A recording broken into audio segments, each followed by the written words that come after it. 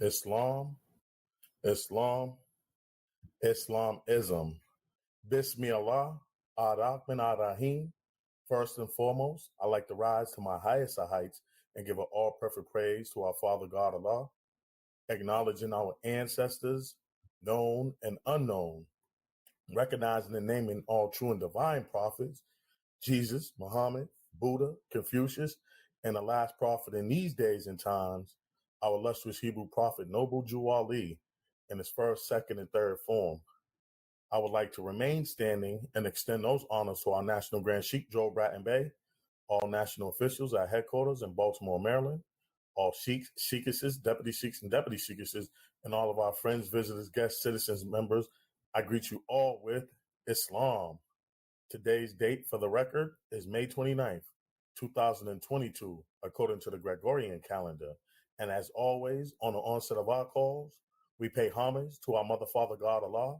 So can I please have everyone who is able to stand erect, facing towards the east, heels together, toes apart, separated at a 45-degree angle, upper arms parallel to the floor, forearms perpendicular, 5 fingers erect and together on the left, and 2 fingers erect and together on the right. Allah, the Father of the universe, the Father of love, truth, peace, freedom, and justice. Allah is my protector, my guide, and my salvation, by night and by day, through his holy prophet, Drew Ali. Ameen. We'd like to welcome you all to our National Town Hall Educational Forum call, being brought to you by the Moorish Science Temple, the Divine and National Movement of North America Incorporated, number 13, the Moorish American National Republic, under the guidance and direction of our National Grand Sheikh, Joel Bratton Bay. I am the moderator for this evening's call. I am Deputy Sheikh Cornelius Sanders Bay, calling out of Lake County, Florida Republic, and we'll be going into our administrative announcements. And we have our first administrative announcement. You can press star, and you have the floor. Islam, good brother, Deputy Sheikh Sanders Bay.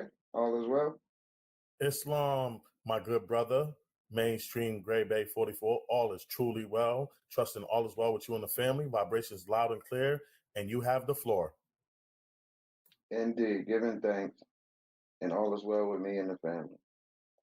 Islam, this is your brother, Deputy Sheikh, Mainstream Gray Bay 44, here and out of the Massachusetts Commonwealth. But first and foremost, I'd like to rise to my highest height and give all perfect praise to our Mother, Father, God, Allah. I'd like to remain standing and extend high honors to all true and divine prophets, known and unknown, recognizing, naming Jesus, Muhammad, Buddha, Confucius, and to our last prophet in these days and times, our illustrious Hebrew prophet, Noble Drew Ali, in his first, second, and third form. I remain standing and extend high honors to our National Grand Sheikh, Joe Bratton Bay, to all our national officials, to all our sheikesses, sheikhs, deputy sheikesses, and deputy sheikhs. I greet everyone in and with Islam. On behalf of the Moorish Science Temple, the Divine and National Movement of North America, Incorporated, number 13, the Moorish American National Republic, I would like to thank the guests that are on this Moorish National Town Hall meeting for joining us this evening. Our prophet Noble Drew Ali founded the in 1913 in Essex County, New Jersey. Later, in 1913, his missionary work was entitled The Moorish Divine and National Movement. In 1917, he transferred the movement to Cook County, Illinois. In 1925, the temple was called the Moorish Temple of Science. In 1926, the temple was incorporated as a civic organization. In 1927, the temple was unofficially adopted as the Moorish Holy Temple of Science. Our prophet Noble Drew Ali stated that the Negro problem is only as it can, and that is a national movement. If you have a nation, you must have a free national name in order to be recognized by this nation as an American citizen. After lawfully connecting with the private international law of the Pan American Conference in 1928, the temple's name was changed to the Moorish Science Temple of America. The temple was then incorporated as a religious organization under the Illinois Revised Statute in Cook County, giving its members national and international power. During this same period of time, unfaithful members of the Moorish Science Temple of America in Chicago and Detroit conspired to destroy the positive existence of the movement, causing great confusion. This is the reason for the misunderstanding of the national side of the movement.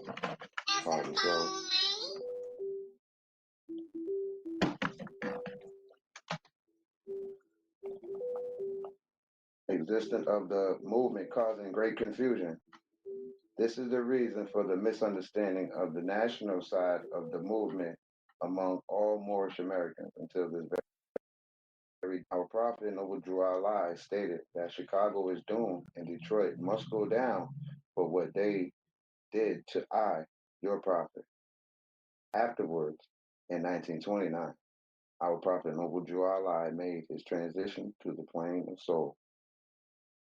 Our purpose of establishing this meeting on Sunday is to properly educate people on what the Negro problem really is and to educate people concerning the national side of the movement of our prophet Noble Drew Allah so that you may receive a clear understanding of it.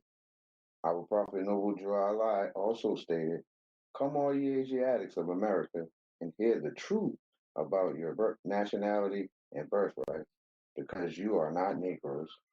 In other words, all calling themselves Negroes, Black people, colored folks, Afro American, Latino, Puerto Rican, Hispanic, or any other such names that allude to slavery. You are not these. Your nationality has been taken away from you, and your birthrights have been stolen from you by way of your original birth certificate, Social Security card, and your state ID/driver's license, which is why clear color copies, both front and back, from these is required from you when applying for Moorish American citizenship as you transform from your lower self to your higher self while working towards your actual freedom and becoming free national Moorish American citizens. You have ignorantly contracted into the jurisdiction of the federal U.S. government corporation. Thus, your nationality is United States. You have surrendered your free national state citizenship by registering yourself voluntarily as a beneficiary of the U.S. government corporation by way of your birth certificate, which is an unrevealed trust account instrument placing you in commerce with the federal U.S. Federal U.S. citizens are not citizens at all. They are subjects and property of the District of Columbia, residents and franchisees of the so-called bankrupt U.S. government corporation under municipal law. The Constitution for the U period, S period, A period, the Bill of Rights, and the 13th Amendment with 20 sections does not apply to federal U.S. citizens. Federal U.S. citizens are subjects and property under statutory, admiralty, and maritime law, as well as martial law under the undisclosed presumption of an international contract. Federal U.S. citizens have no conscience and unalienable rights. They only have granted privileges by the U.S. government corporation. Legal persons born or naturalized in the federal U.S. were made exclusively by the 14th Amendment after the Civil War. The 14th Amendment was never lawfully ratified and therefore unconstitutional. Our prophet Noble Drew Allah held up the red flag with the five-pointed green star in the center in his right hand. This is our national flag. It is poorly misunderstood as the flag of Morocco. It is properly comprehended as the Moorish flag. He also held up the 48-star flag of the U period, S period, A period in his left hand. This is our flag of peace, friendship, and commerce within the states of the Union under the Republican form of government in this country. The 50-star flag of the U.S. with gold fringes around it does not represent free national Moorish American citizens. Social Security benefits and the income tax are voluntary contracts made mandatory for federal government employees and U.S. citizens who receive benefits from the federal government.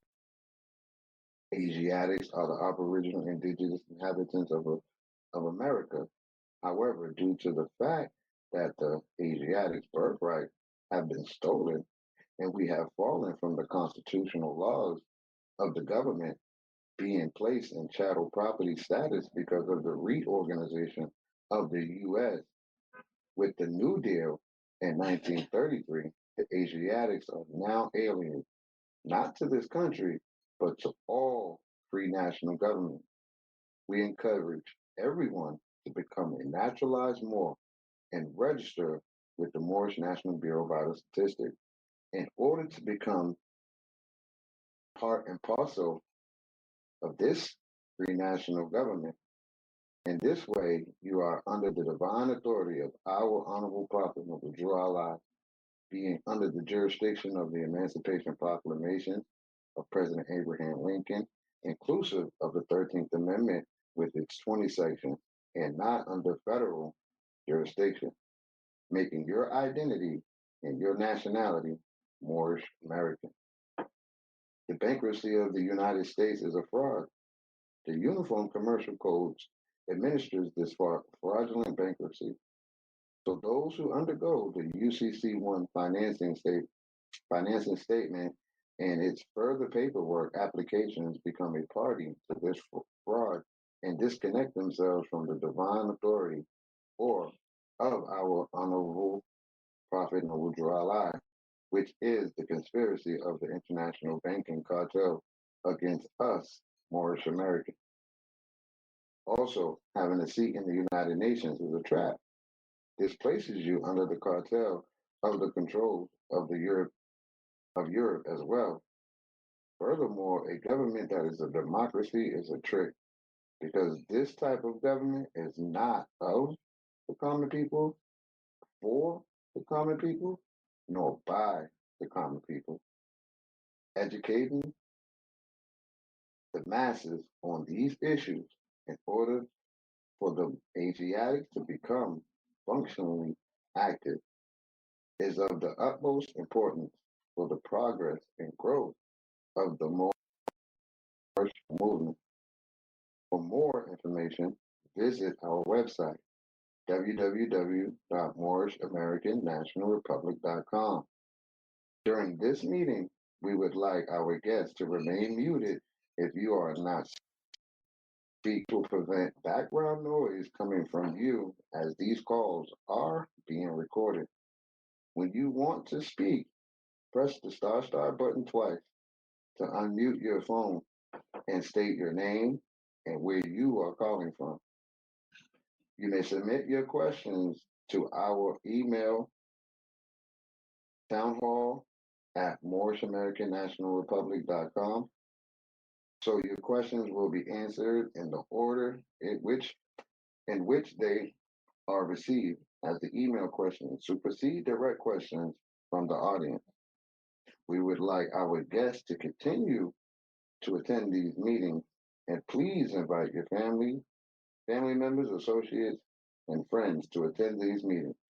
Islam, and that concludes the first administrative announcement. Thank you for the time, Deputy Sheikh. I return the floor. Islam and peace.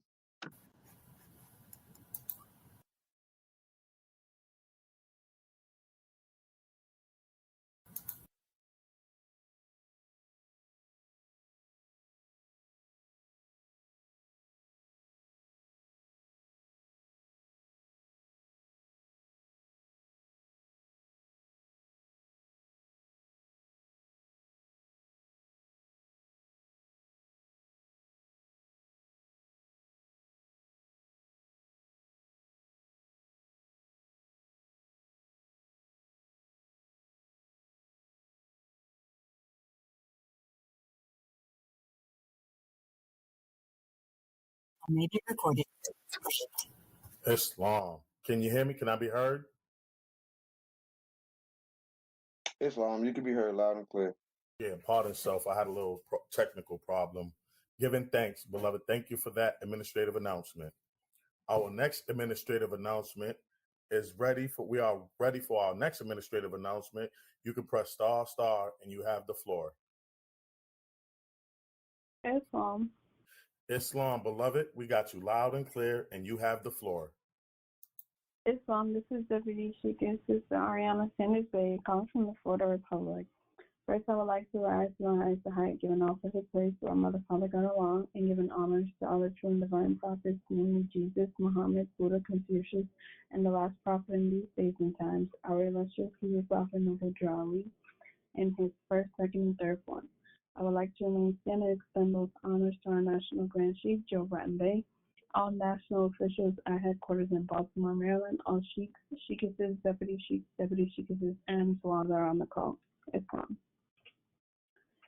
The Divine and National Movement of North America, Incorporated, number 13, the Moorish American National Republic, expects the presence of all members and invites the public to please join us every Sunday at 12 p.m. Eastern Standard Time for our Moorish Sunday class conference call. Please join us by calling 443-961-4434. All Moors currently naturalized to the Moorish American National Republic and who have not already done so are requested to forward an email to manrsundayschool@gmail.com. This will confirm your registration and allow you to receive your information packet. Please include the names of all children, their ages, birthdays, and school grades. Also, we are requesting that members send their family pictures for posting on our website. Pictures of Moorish families studying, playing, working, etc., and in unity. This is highly desirable. Please be advised that submission of your photo constitutes your permission to post. To submit your photo, send via email to sundayschool@moorishamericannationalrepublic.com. Again, the Moorish American National Republic Sunday School conference call is at 12 p.m. Eastern Standard Time, and we invite the public to please join us by calling 443-961-4434. We had a wonderful and full-hearted class sitting. You can listen to today's class at www.moorishamericannationalrepublic.com. We look forward to exercising our five senses together with you, manifesting guidance for our nation. Islam and peace. Islam. And thank you for that administrative announcement. And we are ready for our next administrative announcement. You can press star star, and you have the floor. Islam. Islam, sister. Trusting all is well with you and the family. Your vibrations is loud and clear, and you have the floor. Islam, all is well. Thank you much, Brother Deputy Sheikh Cornelius Sanders Bay. Islam family, this is your sister, Deputy Sheikh Carla Green Ill from the Massachusetts Commonwealth. First, I rise to my highest height and give all perfect praises to Allah. I give honors to our ancestors, known and unknown, recognizing and naming all true and divine prophets, Jesus, Muhammad, Buddha, Confucius, and the last prophet in these days and times, our illustrious Hebrew prophet, Noble Ali, in his first, second, and third form. And sending honors to our National Grand Sheikh, Joel Bratton Bay, all of our national and local officials, all sheikhs, sheikesses, deputy sheikesses, all of our children, students, members, guests, and citizens, I greet you all with Islam. Please remain muted for this very important announcement. Peace and greetings. The Moorish Science Temple, the Divine and National Movement of North America, Incorporated, number 13, the Moorish American National Republic, requires from everyone desiring to proclaim their Moorish American nationality to fill out and complete an application for Moorish American citizenship and 3-course registration forms for each of the Moorish law and history courses, which I'll explain later. Many people question, why do we have to fill out paperwork and submit copies of our personal documents? This is the reason. We must know who you are, your background, previous affiliations, work history, physical abilities, education, skills, training, etc. First of all, these documents do not belong to you. They belong to the federal government. But you must remember that in their jurisdiction, you are an artificial corporation under civil rights and granted privileges. Secondly, we require these documents because once you are a free national Moorish American citizen, your file will be in the Moorish National Bureau of Vital Statistics, which is set up for each natural person. These Moorish documents that you'll be receiving at the time of your naturalization are prepared from these documents. The most important page in the application is the self-audit page. This allows you to make sure you know the appropriate attire to wear during naturalization and are submitting the required documents, fees, and photos. The documents must be clear-colored copies for clarity and authenticity. The photos must be passport size. We use the photos for your nationality and ID card. Please have your national and religious headdress on and write your name on the back of the photos. The application process is reviewed each week because applications are received in the National Registrar's Office, either with incomplete applications, no photos, or no documents. If a question on the application does not apply to you, place N/A, not applicable. This lets us know that you did read the question but did not omit it. We must read and follow instructions and learn to ask questions if we do not comprehend what is being said.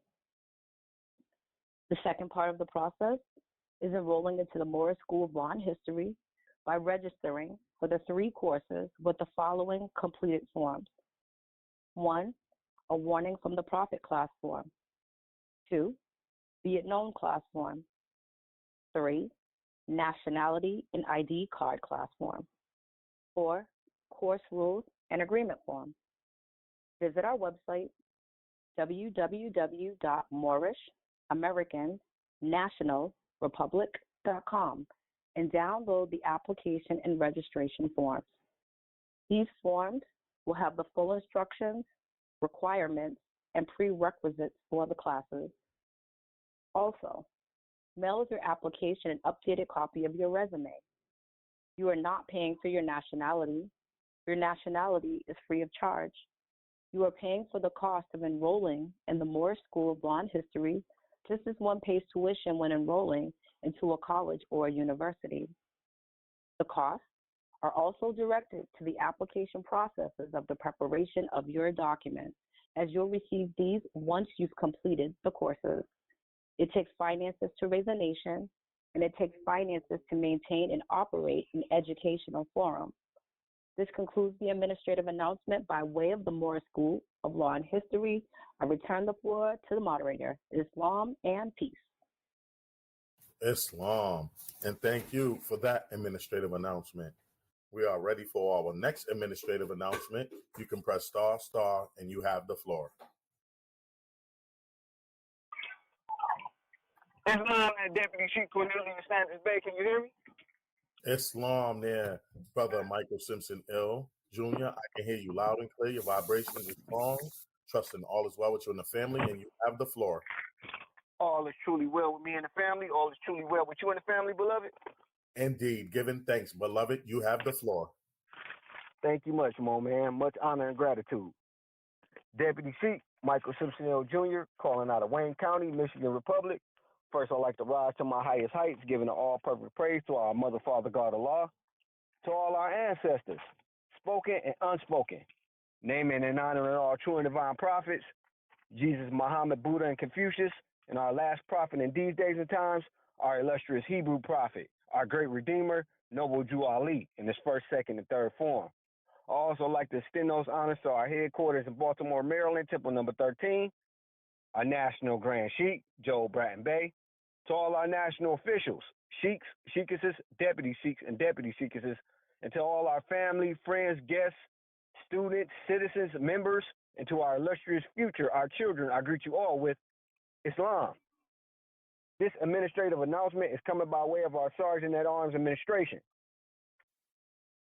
Warning, if any persons, groups, or companies claiming to represent the Moorish Science Temple, the Divine and National Movement of North America, Incorporated, number 13, the Moorish American National Republic, in any way and offering to sell you such things as the application for Moorish American citizenship, naturalization paperwork, nationalization paperwork, trust documents with the Moorish American National Republic's logos, passports, diplomatic appointments, diplomatic papers, diplomatic motor vehicle license plates, driver's licenses, titles of nobility, doctorates or other educational titles, business banking licenses, tax shelters, tax identification cards, or the likeness of any of these, please contact the Moorish National Bureau of Investigation at area code 410-501-7301. I repeat, area code 410-501-7301. Immediately. Violators will be prosecuted to full extent of the law. The members and the grand body of the Moorish Science Temple, the Divine and National Movement of North America, Incorporated, number 13, the Moorish American National Republic are not sovereign citizens, nor Moorish nationals. The Moorish Science Temple, the Divine and National Movement of North America, Incorporated, number 13, the Moorish American National Republic is not, I repeat, is not a sovereign citizens movement. This administrative announcement comes by way of our Solicitor General, National Grand Sheik, Joe Bratton Bay. And that concludes the reading of this administrative announcement. Islam there, Deputy Sheik Cornelius Sanders Bay. The floor is yours. Islam? Islam. And thank you for that administrative announcement. At this time, we are ready for our next administrative announcement. You can press star, and you have the floor. Islam Deputy Sheik all as well. Islam, Sister Thomas Bay, all is truly well. Trusting all is well with you and the family. Your vibrations is loud and clear, and you have the floor. Giving thanks. Islam, this is your sister, Sheikah Celeste Thomas Bay, calling out of the Kings County, New York Republic. First, I'd like to rise. I give all perfect praises to Allah, all of the divine prophets, Jesus, Muhammed, Buddha, and Confucius, our prophet in these days and time, Prophet Noble Dradley in his first, second, and third form. I give honor to our National Grand Sheik Joe Barton Bay. I give honor to all of our national officials, all of our sheikesses, deputy sheikesses, members, citizens, students, children, and guests. I greet you all with Islam. Notice to the public, let the buyer beware. Caveat emptor, Moors are men upright, independent, and fearless, who care for their loved ones and follow the prophet to a destiny which is not uncertain nor unknown. They are fortified by the impregnable doctrine built upon love, truth, peace, freedom, and justice. It is therefore folly at its greatest height for smelly culprits with their insidious plans to invade such realm. They try, but their own bad planning brings down wrath upon their heads like the sword old Damocles had. Intrigue and scurrilous cunnings find a difficult path to travel within the ranks of the Moors. This is so because the Moorish movement has been well planned by Prophet Noble Dwelling, whose latent powers are abundant, unknown, and may be called into action as a matter of defense at any moment. Prophet Noble Dwelling knows the people within his ranks who are interested. They are vanguard of the movement as the Moorish hordes increase here in America. All of the Moors are active, not passive. A member's interest can only be in one direction, and having traveled over the road years before the prophet, knows where every member is along the road. A few feet below is another road where schemers walk, where traders grin, and culprits bask in the sun. They think they are on the same road with the true Moors, but the Moors are high above on the pinnacle where they might view the destructionists as they fall for the last time and their bones bleach in the sultry midday sun. Hungry scavengers flying high catch scent, devour, and leave crying out, caveat emptor, cast out the dead carcass. The Moors are high above. See these plotters pervious, the worst that exists, hurl themselves downwards by their own works as the hawks await. By Prophet Noble Dwelling. The Moorish Science Temple, the Divine and National Movement of North America, Inc., number 13, Moorish American National Republic, advises the public with the words of the warning written by Prophet Noble Drew Ali. The caveat emptor article message is the same today in 2022 as when written in 1928. We have been contacted by various natural persons who have sent funds to individuals and organizations. Said funds frame for various documents. Said individuals and organizations have no affiliation with the Moorish Science Temple, the Divine and National Movement of North America, Inc., number 13, Moorish American National Republic. Be hereby advised, the Moorish Science Temple, the Divine and National Movement of North America, Inc., number 13, Moorish American National Republic, does not sell documents of any type. Again, we do not sell documents. Again, be hereby notified that said individuals and organizations have no affiliation with our organization, the Moorish Science Temple, Divine and National Movement of North America, Inc., number 13, Moorish American National Republic. Some of said organizations have mirrored names which read closely to ours. Therefore, pay close attention to whom it is you are sending your funds. As the Moorish Science Temple, the Divine and National Movement of North America, Inc., number 13, Moorish American National Republic, carries no liability for funds sent to these individuals and organizations. There may be others, yet the three I'm about to list have repeatedly been cited by those natural persons as the parties to whom funds were sent under the guise of sending said funds to our organization. 1. RVB Publications. 2. The Moorish National Republic, the federal government, the Moorish Divine and National Movement of the World, the Moorish Science Temple of America, and 3. Bureau of Moorish Affairs, Moorish State University. We will update this list as necessary. Trustee, the public is advised. Let the buyer beware. That concludes my administrative announcement. I return the floor to the moderator. Islam and peace. Islam. And thank you for that administrative announcement. Our next administrative announcements are ready for. We are ready for our next administrative announcements. Pardon. So you can press star, and you have the floor. Islam, can I be heard? Islam, you can be heard loud and clear, sister. Trusting all is well with you and the family. Vibrations is clear, and you have the floor. Islam, praise Allah, all is well. Glad all is well with you. Glad all is well with all the announcers before me. Islam. Islam to the family. This is your sister, Deputy Sheikess Norma Solomon Eel, calling out of the Bronx County in the New York Republic. Rising to my highest heights, giving all perfect praise and the highest honor to Allah, the Mother, Father, God of the universe. Giving honors to our ancestors known and unknown. Naming, recognizing all true and divine prophets, Jesus, Muhammad, Buddha, Confucius, and to our illustrious Hebrew prophet in this new era of time, Prophet Noble Drew Ali, in his first, second, and third form.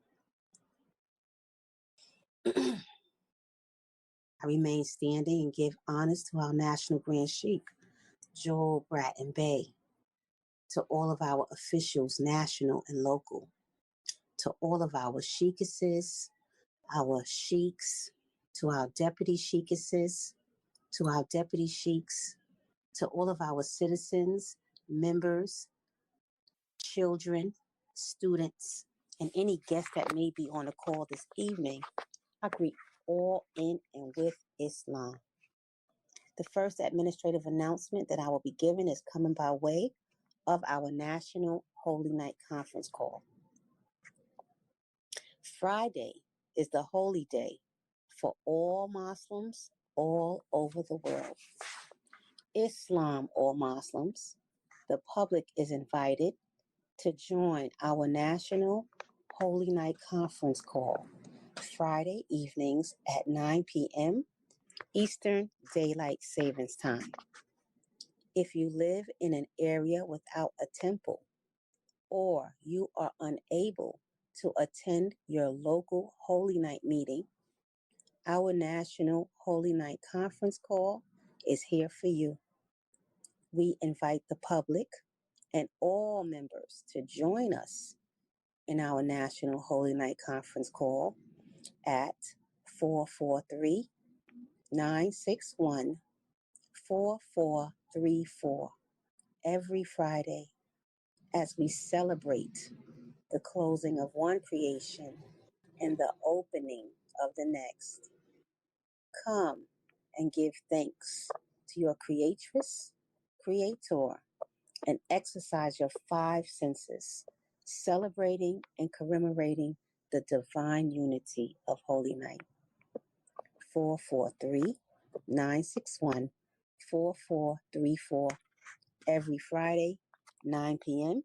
Eastern Daylight Savings Time. See you at our Holy Night meeting. Islam. The next administrative announcement that I'll be giving this evening is coming by way of our sister auxiliary. The Moorish Science Temple, the Divine and National Movement of North America, Inc., number 13.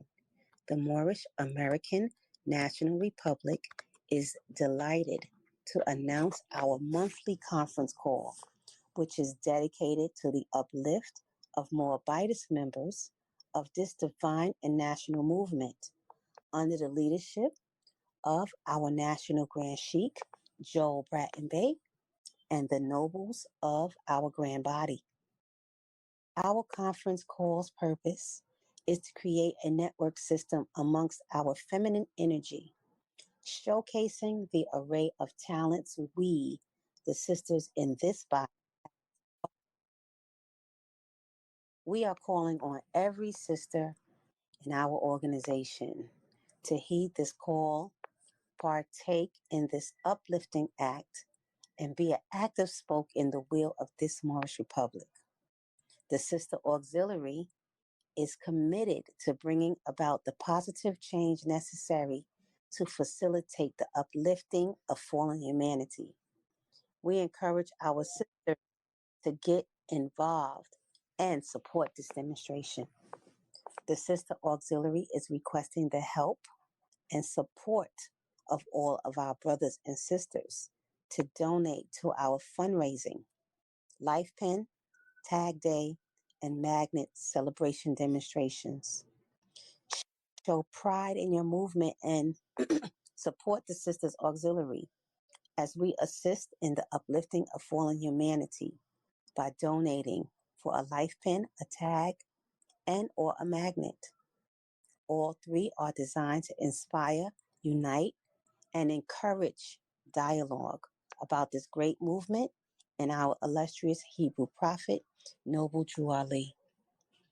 This Moorish regalia can be viewed on our website, www.moorishamericannationalrepublic.com. If interested in joining the Sister Auxiliary or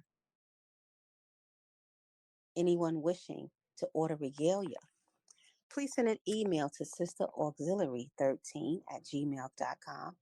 That is sisterauxiliary13@gmail.com.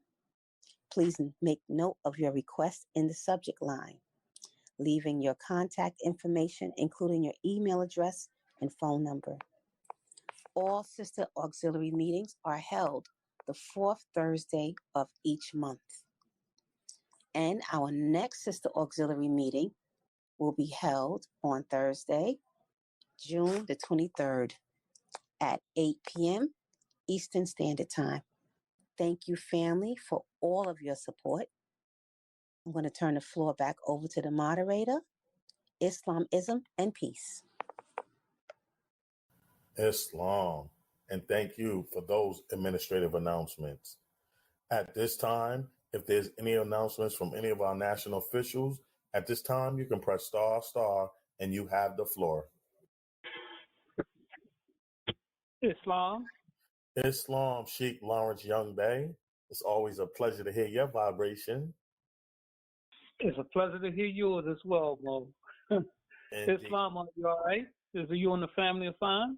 All is truly well, giving thanks. I'm trusting all is well with you and the family as well. And you have the floor. Islamism. I'm Sheikh Lawrence Young Bay, National Treasurer and Divine Minister out of the Wayne County, North Carolina Republic. First, I rise to my highest height, giving all perfect praises to Allah and honors to his ancestors. Some we know of, some we don't. To all our true and divine prophets, just to name a few: Jesus, Muhammad, Buddha, and Confucius. And the last prophet in these days and times, our Savior, our Redeemer, our illustrious Hebrew prophet, noble Jew Allah in the first, the second, and the third form. I extend my honors to the forerunner for noble Jew Allah, Marcus Mosiah Garvey, and to our national Grand Sheikh Joe Bratton Bay, and to the grand body, to the Sheikhs, Sheikesses, Deputy Sheikhs, Deputy Sheikesses, brothers and sisters, and parents in our Sunday school, and everyone on the call. I greet you with love and Islam, which means peace, peace, peace. This administrative announcement is to the members. Keeping in line with Act 7 of the Divine Constitution and Bylaws, members must pay their dues and keep in line with all necessities of the Moorish Science Temple of America. Then you are entitled to the name of faithful. When mailing your dues payment, please include your dues card with your payment.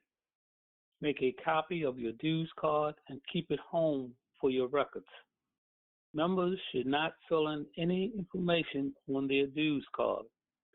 Headquarters will make all entries and initial the dues cards. Payments received will be automatically applied to any past due balances first until your account is brought current. Officers, sheikhs, sheikesses, deputy sheikhs, and deputy sheikesses are required to pay $35 a month, and members are required to pay $20 a month. Also, if you change your address, please indicate so with a note when you mail your dues card. This is so we can update and mark your records correctly. This concludes my administrative announcement for the Moorish Science Temple, the Divine and National Movement of North America Incorporated, number 13, Moorish American National Republic.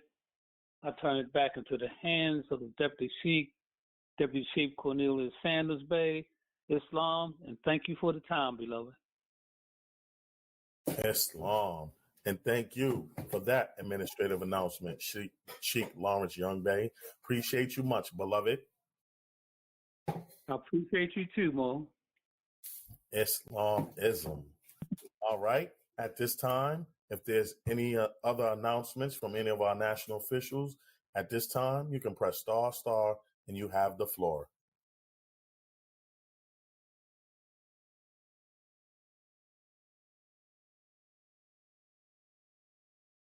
Islam. So we don't have any more administrative announcements. We have a total of 27 lines on the call.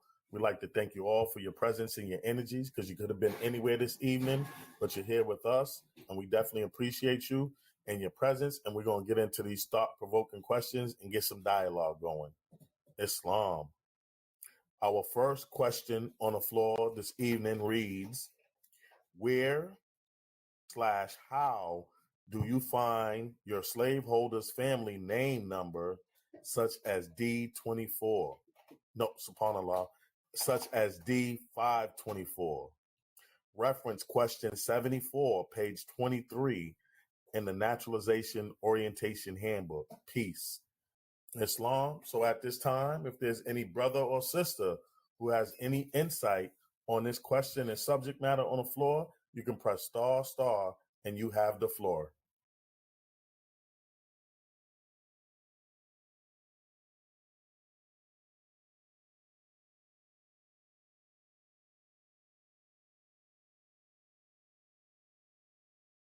Islam, and I'll just read the question from the question that is referencing, which is question number 74 on page 23 in the Naturalization Orientation Handbook, and it reads.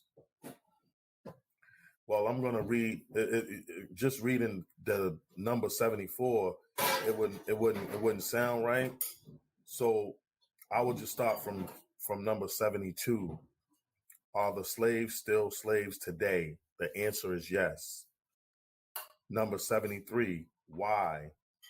Because the slaveholders didn't get compensation for their human property by force and agreed never to demand payment of any part of the Southern war debts. The slaveholders secretly repossessed their human property.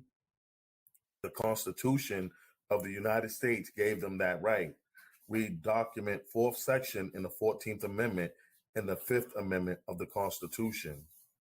Number 74. How was that done? The slaveholders never gave up the family name that they gave to their slaves. Today, each slave carries the family name of their master. Each slaveholder's family carries a number.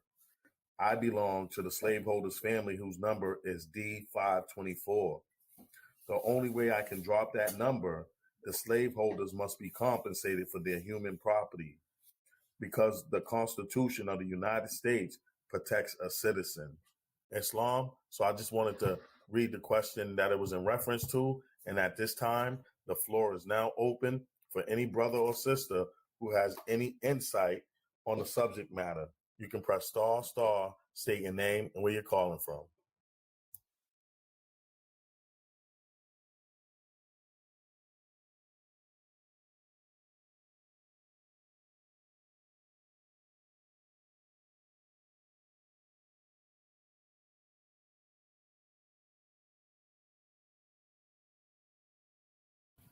Islam.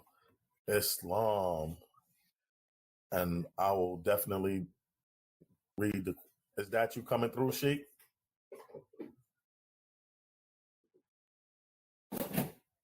I'll read the. It's Islam. Yeah, no, that wasn't me. I did come off of mute though, but I was gonna give you a heads up, Deputy Sheik. That question was from last week also, but our National Grand Sheik Joe Bratton Bay wasn't present last week, so I did state that we'll bring that question back to the floor. I think he'll be the best one to answer that question. As when I read off the question, it was more so like an answer from an individual. So I thought National Grand Sheik would be the one to help bring clarity to that question. So we didn't get too many insights from the members per se that actually probably know about that process. So maybe we can just leave that question on the floor, and when National Grand Sheik come, we can bring it back. But yeah, they don't have any insights in reference to that question. Islam. Islam, Sheikh. Appreciate you. All right. We're going to leave that one on the floor and move on to the second question. Islam. Our second question reads, what would have happened in cases like Trayvon Martin, Michael Brown, Walter Scott, Tamir Rice, Freddie Gray, if they had been in their correct status before/after they were killed? And then the second part reads, specifically when their family sought justice, how would it have went differently for them if those killed had been in correct status before or after they were killed? Islam. Islam. Islam, sister, you have the floor.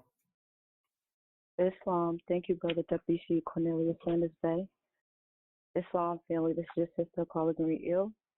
Deputy Sheikas from Massachusetts Commonwealth, we rising to my highest heights, giving all perfect praises to Allah. That was a good question that the questioner posed to the floor. I would think that first, proclaiming your nationality, correcting your status is done while you're alive.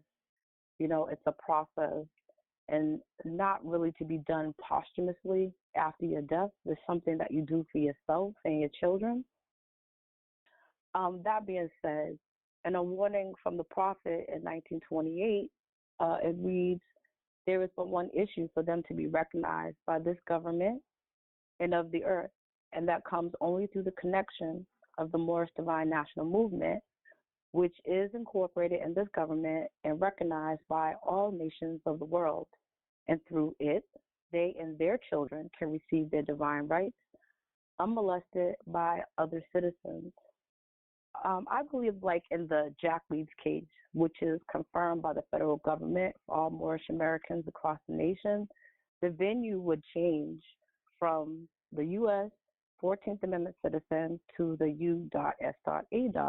The first 7 articles of the organic U.S. Constitution, which is the free national constitution of the U.S.A. the Republic, under the Republican form of government and not a democracy.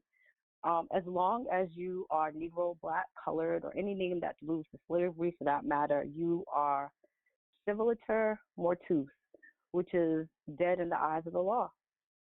Number 87 from our 101 Koran questions for Moorish Americans: what is meant by the word black? Black, according to science, means death, and that is political science. And that's telling you that you have no human value. Being naturalized by taking the oath of amnesty and reconstruction, part of Abraham Lincoln's executive will, we become part and parcel of the said government by the authority of Prophet Noble Drew Allah, and through the Moorish Science Temple, the Divine and National Movement of North America Incorporated, number 13, Moorish American National Republic, filing our documents and Social Security, DMV, vital statistics to put the state and state nations agencies on notice. It will take us back to our proper person under the constitutional fold where our rights are guaranteed and protected. The first 7 articles of the U.S. Constitution, the Bill of Rights, the 4 Emancipation Proclamations of Abraham Lincoln, the 13th article with 20 sections, is the free national government.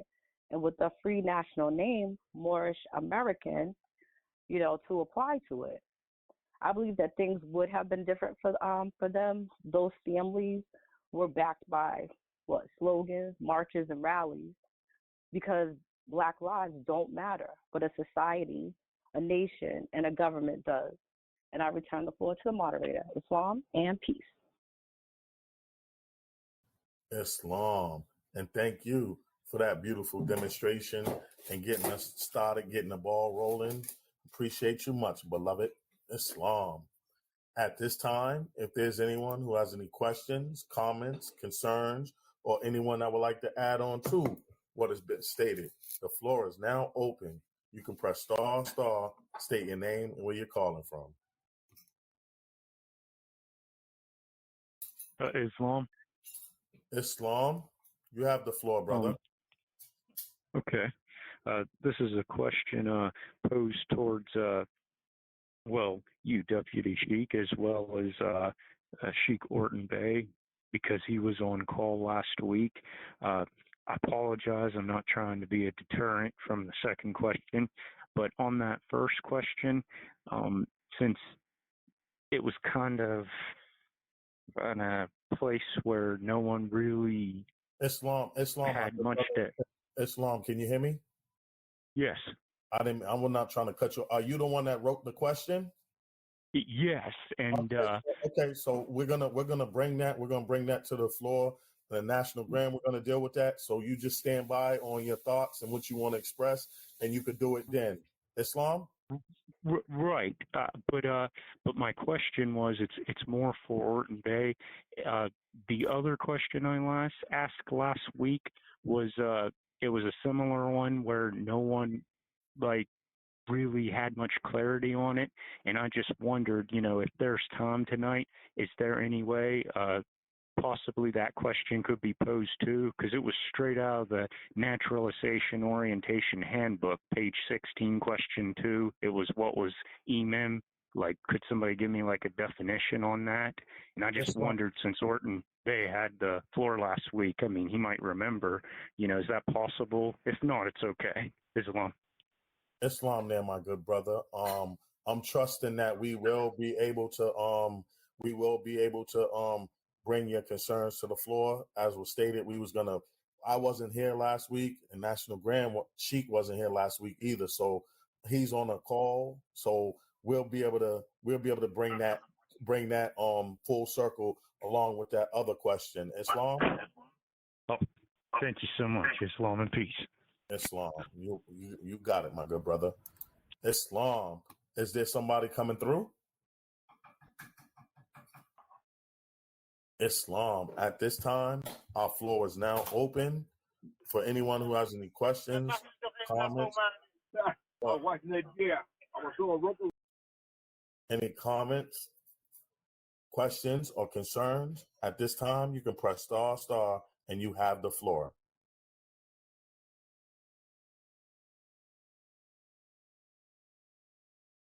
Islam, Deputy Sheik. Islam Sheik Orton Bey, you have the floor. Islam, appreciate you, beloved. Islam Morris, this is your good brother, Sheik Isaiah Orton Bey, calling out of Wayne County, Michigan Republic. First and foremost, I'd like to rise to my highest heights and give all perfect praise to our Mother, Father, God of the universe, whom we Moors refer to as Allah. Remaining standing and sending those honors to our ancestors, known and unknown, naming, recognizing all true and divine prophets, Jesus, Muhammed, Buddha, Confucius. Our last prophet in these last days and times, our illustrious Hebrew prophet, the Honorable Prophet Noble Jew Allah in his first, second, and third form. Continue rising, giving honors to our national officials at headquarters in Baltimore, Maryland, under the guidance and direction of our National Grand Sheik, Joe Bratton Bay. All of our sheiks, sheikesses, deputy sheikesses, all of our citizens, members, our family, friends, and associates, I greet you all in the universal greeting of Islam, Islam, Islam. And before I start, Morris, I just want to take out the time and acknowledge our divine leader, our captain of our ship, our honorable, good brother, noble brother, Joe Bratton Bay, on his birthright date, which was May 26, 2022. So for myself and on behalf of the Moorish Science Temple, the Divine and National Movement of North America Incorporated, number 13, the Moorish American National Republic, and I think I speak for all of us National Grand Sheik, we definitely truly appreciate your guidance and direction, your leadership. We definitely love you much, my good brother. Islam, Islam, Islam. Islam, all right, beautiful commentary by our good sister, Deputy Sheikess, Color Green Ill, and just to add, I spoke to the wheel. You would get the reverse of the verdicts and the outcomes that we know that came from those cases. We will see justice takes its place, as our good sister Deputy Sheik has demonstrated. Now, with the nationality, you are man, and not just on that degree, but on another degree, understanding who we are, the native Hebrews. So there are laws that are on the books and reference to us. Just as we know, thou shalt not kill. You don't have the right to take no one's life. Even in our lessons, when Yashua is demonstrating to the Hindus, when he's talking about, not even killing a worm, stepping on a worm, crushing a worm, and things of this nature. We don't even want to develop or have that thought, because we know now, divinely educated and instructed through our holy instructions from our prophet, that our first principles is love, and everything is bound by cords. So if we touch something with our human touch, that vibration, that energy sends ripples through the universe. So by us understanding these divine lessons, these elemental principles, it helps what? Develop character. So in that development of that character, using the higher self and these holy and divine instructions, one will live a life under the will of Allah.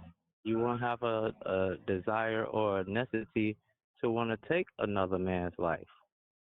Or, well, when I say man, I'm including female and male, not getting confused with gender, but man, I'm going to say man because female can be man also.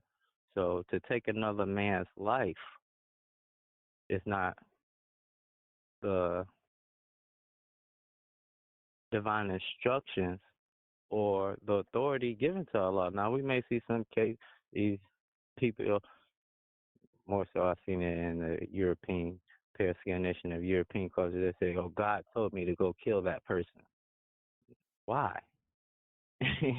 What is the higher self? The higher self is the mother of all virtues, the harmonies of life. It breeds mercy, justice, love, and right.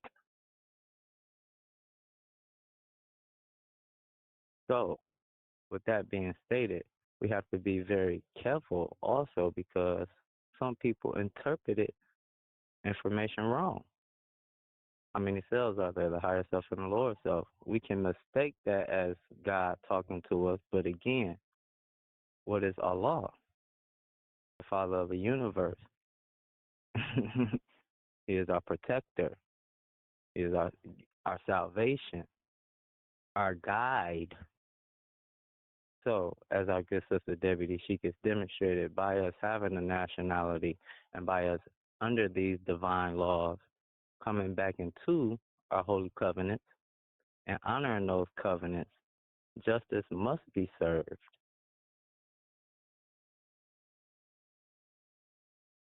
As we can see in these cases, justice was not served.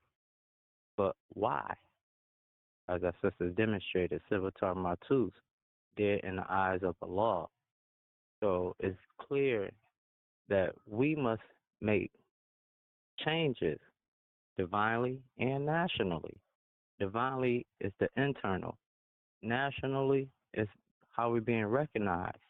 Putting it on a record, letting people know, hey, I'm not caught up in the chaos or the confusion. I know who I am. I am that I am. So with that being stated, not to relay it because our sister gave a beautiful demonstration, I just wanted to share, add my 2 cents to the wheel, and yielding the floor back to you, my good brother, Deputy Sheik. Islam, Islam, Islam. Islam. And thank you for that beautiful demonstration, my good brother. Appreciate you. Islam. Islam, Sheik Roy Bey, I'll bring you on after our Sheikus. Islam, you have the floor. Islam, I will not be long. Thank you, Sheik, for yielding the floor.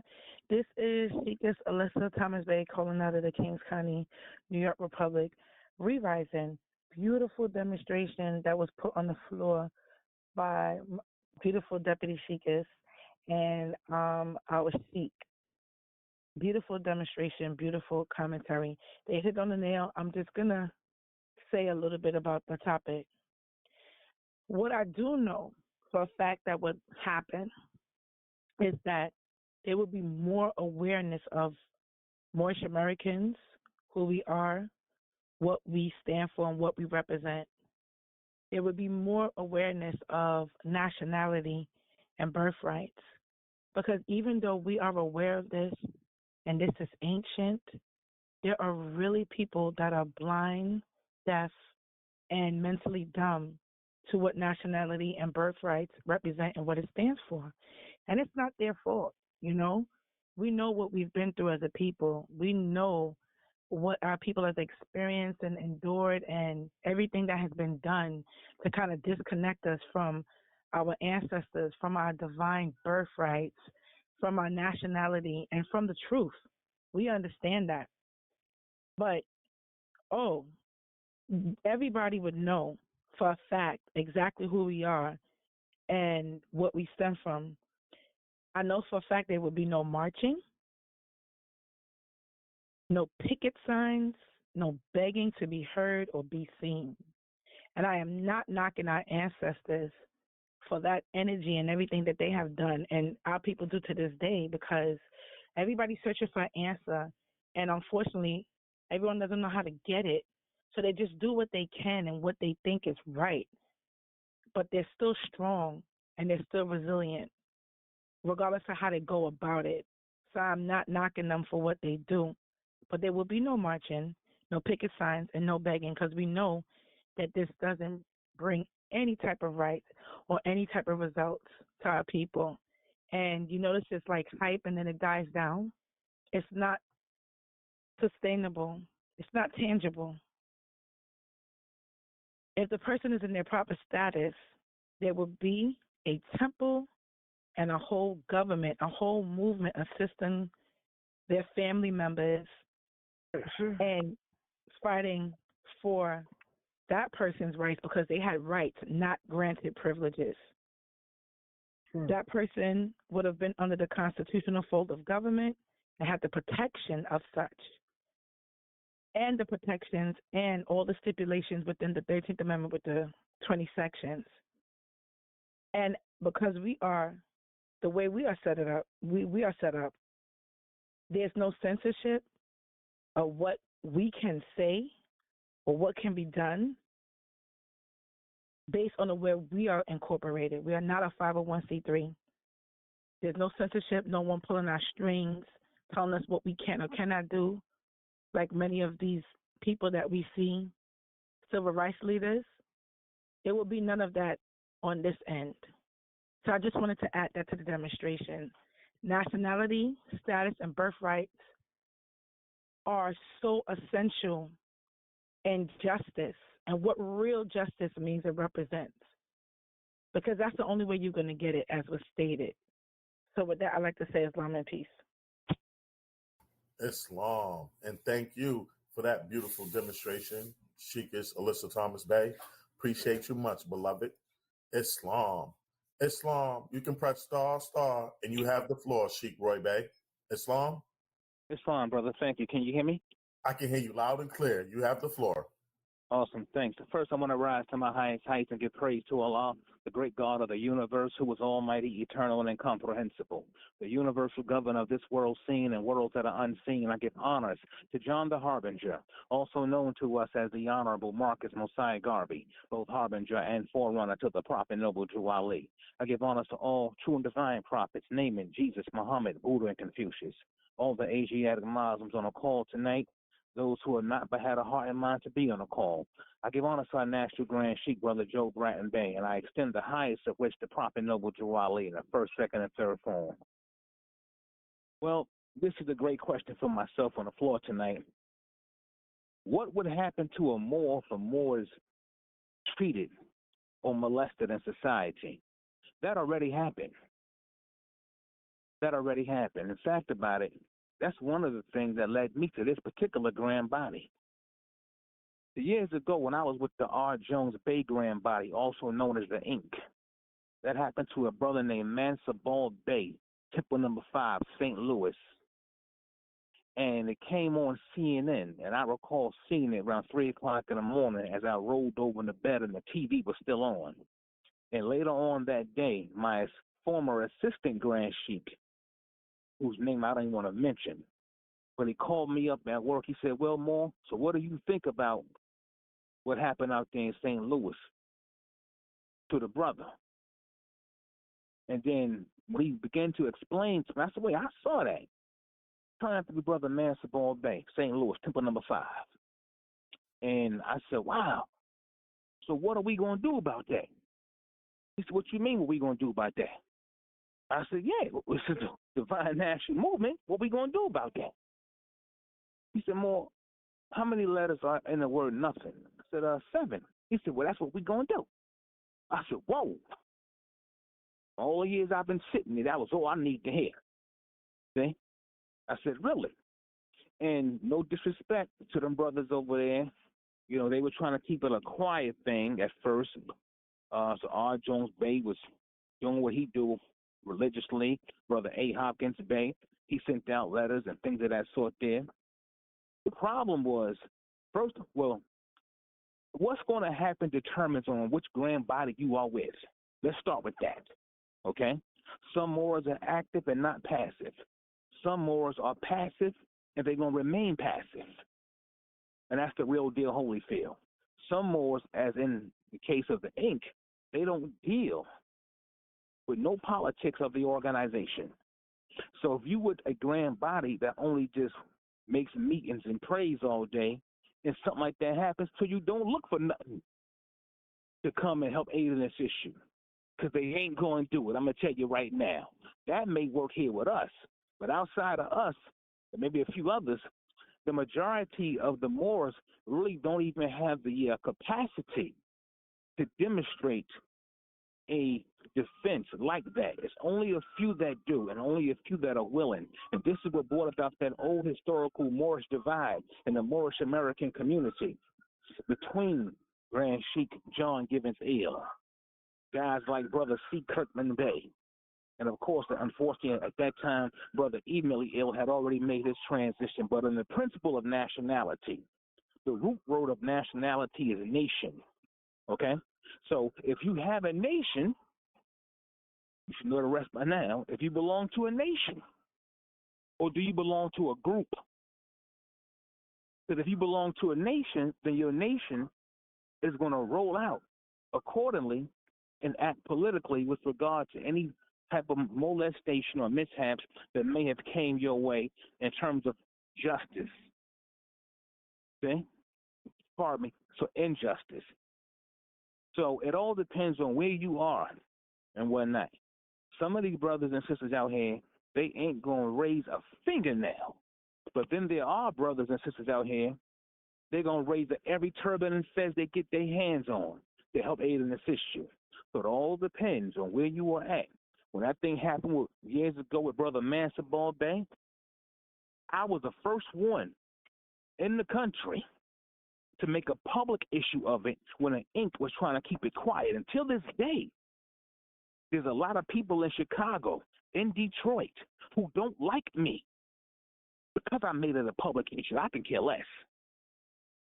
I'm glad I did what I did. No regrets, because they were trying to keep it a secret. Nope, ain't no secret. That brother had a fez on his head, and his blood was spilled by the descendants of them Europeans out there in St. Louis. And then they got a Negro, a black man named Benjamin Crump, the black man that keep on losing, to go out and represent a Moor with a fez on. What? Like I said, it all depends on what grand body you in. If we don't realize, well, maybe we do realize. Maybe we do realize. But we are blessed to be in this particular grand body with the leadership that we got. The old young fellow out there in Baltimore, Maryland, holding a torchlight. See? Because, see, Bratton Bay know one thing. If you really with this, he ain't just going to leave you hanging. And those of us who are with him and with this, we ain't just going to leave you hanging. We're going to do something on your behalf. We're going to do something. We're going to make a move. We ain't going to sit around and go out there and get Benjamin Crump to come represent us in Article 3, the judicial system of North America. That's why we study, so we can ascertain the knowledge, so we could be set for the defense of this gospel. Because I told you last week, we had war out here. We had war. This ain't no game. They coming out with every bit of weapon they can against our people, in particular those who are styled as, Negro, black, and colored, but the Asiatics on this side of town. We ain't going to just take that lane down. Stand up. Stand up. Great gangster like that. Stand up and do what you got to do. Reach for your scimitar and draw your law. Islam Deputy Sheikh Cornelius Sanders, bear yield the floor. Islam. And thank you for that beautiful demonstration, Sheikh Roy Bey. Appreciate you much, beloved. Islam. At this time, if there's anyone who has any questions, comments, concerns, or anyone that would like to add on to what has already been stated, the floor is now open. You can press star. Islam, brother, you have the floor. Islam. This is Brother Andre Wimbush from Detroit, Michigan, giving praises to the Creator, the Author, the Father here, there, and everywhere. May Allah be a sweet and holy name. Creator faith, giving honors to Prophet Noble Drew Ali, our last prophet in these days. Honors to Marcus Garvey, red, black, and green. You know what that means. Honors to first, second, third. Honors to National Grand Chief Joe Biden Bay. Honors to all the members, well wishers, supporters, those that gave honors before me. I definitely want to draw a lot of things with, that justice. And I mean, we work with, like I said, the twofold measure, the higher self and the lower self. And a lot of times, like me in my lifetime, I done lost a lot. I'm going through a lot, you know what I'm saying? But I'm working with them angels, you know what I'm saying? If they don't be on me, angel and cherubim, if they don't be on me, I Looney Tune up, you know what I'm saying? Because I already know me. Man that know himself know his lower self. So I know my lower self. So I have to be ministered 24/7 because I'm like, man, they after to get me. You know what I'm saying? They after to get me, you know what I'm saying? But they don't take justice out, you know what I'm saying? Demonstrate love, you know what I'm saying? Bring this love. But I'm saying, man, this getting crazy, man. They feeding us poison, they giving us poison, they're putting out the diseases out here and everything. But we reflect to go back to what Jesus went through. I say, yeah, you right. Dang, how? See what that brother did? He just went and gave his life up for with the sacrifice for the sons of men. Look what they done to him. You know what I'm saying? But even though this is a different era of time now, and we are supposed to teach love, truth, peace, freedom. And a lot of times things be violated, like what they said they did to the brother, what they do to us. You know what I'm saying? But it all depends on where a person at. You know what I'm saying, at a time. You know what I'm saying? What's going on? You know what I'm saying, at the time? Because the prophet said don't even carry a pocket knife. Because you know how they try to accuse us, or he tried to wave a knife at us. So if he say don't even carry a pocket knife, that means don't even carry a gun. Because your little self, you the first one to pull it out. You know what I'm saying? And I'm a brother of love, you know what I'm saying? I love everybody. I love you know what I'm saying? That's just how I am, you know what I'm saying? But I see people be kind of upset for the things that I do. And I be like, man, the thoughts come across me. I have to say, well, okay, away from me all evil thoughts. You know what I'm saying? My heart is fixed. But at the same time, I think to myself, if they come at me, what you gonna do? If they kick down your door, what you gonna do? I already know what I'm gonna do. I said, I can't even have a gun in the house. You know what I'm saying? Because I already know me. But I say, well, they just, so in my mind, I try to just keep concentrating and keep working on my positive thoughts. You know what I'm saying? Because things get at you, it could come. It all depends, like I said, where a person is at in life. Well, we are supposed to teach love. We already know things finna occur. But you know what I'm saying? It's coming, if we like it or not. You know what I'm saying? If we're going to be ready or not ready. You know what I'm saying? But things about to come that we ain't even prepared for. They doing the same thing they did 1,000 years ago. Once they get these Roman soldiers over here in great numbers, man, it's really going to be on. So I'm willing to show love to all my 5%ers and Israelites, all to the Nuwabians, to Moors and all nations, because we are one children according to the Holy Covenant.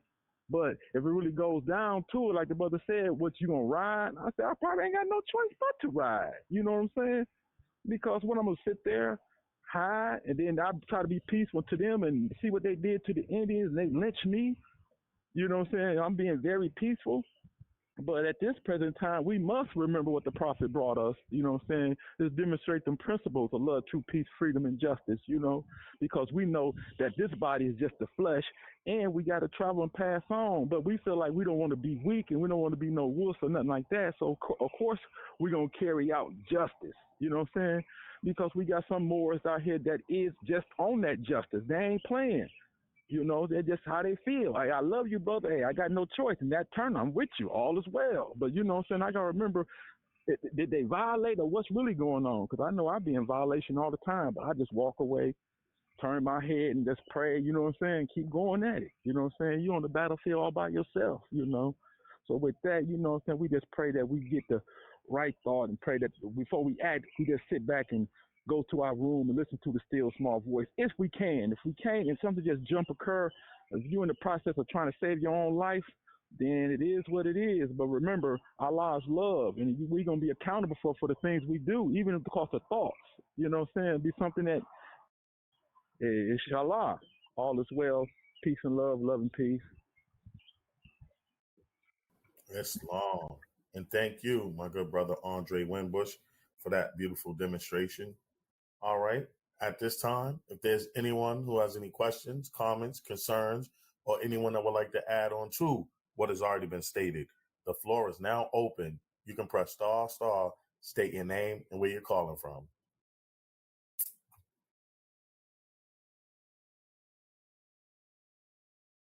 All right. Well, we don't have anyone else coming forward to demonstrate. I like to call Islam.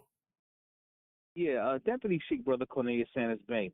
The brother that came on, he was trying to talk about a question from last week. Did he ask the? Oh, go ahead. My fault. Go ahead. Yeah. Did he ask the question about what an imam was, if I heard correctly? Yeah, what he did, but I was about to get ready to call him to the floor so we could deal with that right now. Islam? Islam, okay. Giving thanks, beloved. All right. Islam. My good brother, Ian Baker, you can press star, and you have the floor. Islam, I'm here. Islam. Present. Islam, my good brother. Now you can bring that the question you was talking about from last week that you was trying to speak on. We now have time for that, so you can bring that to the floor right now, Islam. Sure. Yeah, I was the one that asked all the questions tonight, so okay. It was from the Naturalization and Orientation Handbook, page 16, question 2, where it says, what is the chronicle name of Moab? And the answer in that question was chronicle name is Emim. And my question last week was, can you define Emim or give its origin? Islam. Islam there, my good brother. And okay, so yeah, it says where can you find the definition of Emim? So have you I understand you're asking the question and all is well, but as far as it said the chronicle name, what is the chronicle name for Moab? The chronicle name is Emim. So have you researched and tried to find the name Emim? I did, and basically all that Google would tell me is it just kept giving me like translations, and they basically boiled down to the evil ones or the wicked ones, and I just wondered, well, that don't sound right. So I just wanted some clarity. Okay, then I'm gonna walk with you because I've never heard no one ask this question, but I'm gonna walk with you. What I'm saying, so by looking up the name, if you wasn't able to find the name, I would say then the next thing I would do, I would look at that word chronicle, because that might give you a direction into where you need to be going as far as connected with the name, because it says it twice. It says, what is the chronicle name for Moab? And then the answer is the chronicle name is Emim. So right, that word chronicle, I'm just saying the word chronicle. If the Emim thing you didn't come up, with anything on that, then I would say the word chronicle would be the next thing I would be looking up or looking into, because it's going to possibly shed some light and lead me into a way of understanding what this is really saying. Islam, right, and that was what Sheik Orton Bey did last week. He gave a good bit of insight into what chronicle meant as well. Islam. Yeah, Islam. Yeah, I'm here. Oh, that's it. That's my demonstration. Islam. Islam, my good brother. All right. Well, I'll open up the floor for any brother or sister who has any insight on the subject matter for the good brother. Islam, brother Andre Wimbush, you have the floor. Islam, give praises to Allah, creator faith, Gerard Lee, honors that was previously given. Yes, I had looked it up in the Holy Bible Dictionary, and it was referring to us as giants. And we, the Moabites back in ancient time, that they was really referring us to the Moabites, and then we was giants.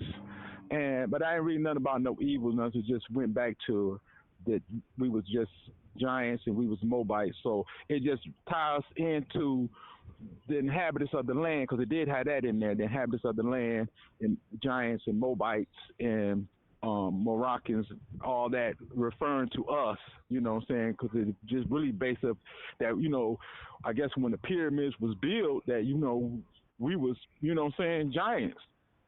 So that's what I got that from, out the Holy Bible Dictionary. With that, I'd like to say peace.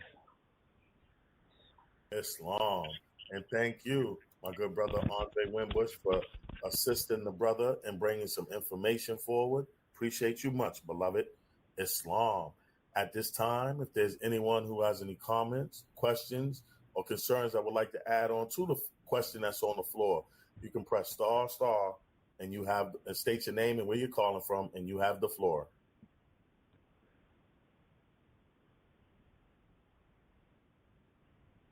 Islam. Islam Sheikh Lawrence Young Bay, you have the floor. Islam, Islam, this is Sheikh Lawrence Young Bay, National Treasurer and Divine Minister out of the North Carolina Republic, re-rising. The imam is stated here in this Bible dictionary. Imam, it does refer to as terrs. It says a tribe or family or gigantic stature which originally inhabited the north region along the eastern side of the Dead Sea. They were related to the Anakim. Now, I want to find Anakim. And it says Anakim means long neck, a race of giants, descendants of Abba. And it refers to the different scriptures in the Bible, Joshua 15, 13, and Joshua 21, 11, dwelling in the southern part of Canaan, and particularly at Hebron, which from their progenitor received the name of the city of Abba. Anak was the name of the race rather than that of an individual. Joshua 14:15, a race appears to have been divided into 3 tribes or families, bearing the names of Sheshbai, Anakim, and Talma. Though the warlike appearance of the Anakim had struck the Israelites with the terror in the time of Moses, and that's referring to the Bible as Numbers 13:28, 13 chapter 20th verse, Deuteronomy 9th chapter, the 2nd verse, and Joshua 11th chapter, 21st and 22nd verse. In their chief city, Hebron became the possession of the Caliph. That's in Joshua 15 chapter 15, verse 14, Judges 1st chapter 20th, after the time they were vanished from history. That's somewhat that I got on it. Islam, with that, I'll say peaceful and give it back to the hands of the moderator. Islam. And thank you for that beautiful demonstration and sharing that information with the good brother, Sheikh Lawrence Young Bay. Appreciate you much, beloved. Islam. Islam, there, my good brother Ian Baker. Does that satisfy your question, Islam? Islam, yes. I appreciate the demonstrations very much. Thank you. Peace. Islam, my good brother, and appreciate you. Islam. All right, my good peoples. We have just about come down to that time. So at this time, I like to ask everyone to mute their lines and remain muted as I introduce and bring to the floor the National Grand Sheikh of the Moorish Science Temple, the Divine and National Movement of North America Incorporated, number 13, the Moorish American National Republic, is none other than my brother, your brother, our brother, the National Grand Sheikh Joel Bratton Bey. Islam, their National Grand Sheikh. You can press star, and you have the floor.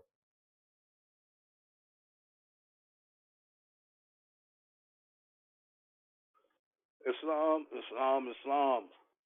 How's everyone? I'm still under the weather here, so you can probably hear that in my voice.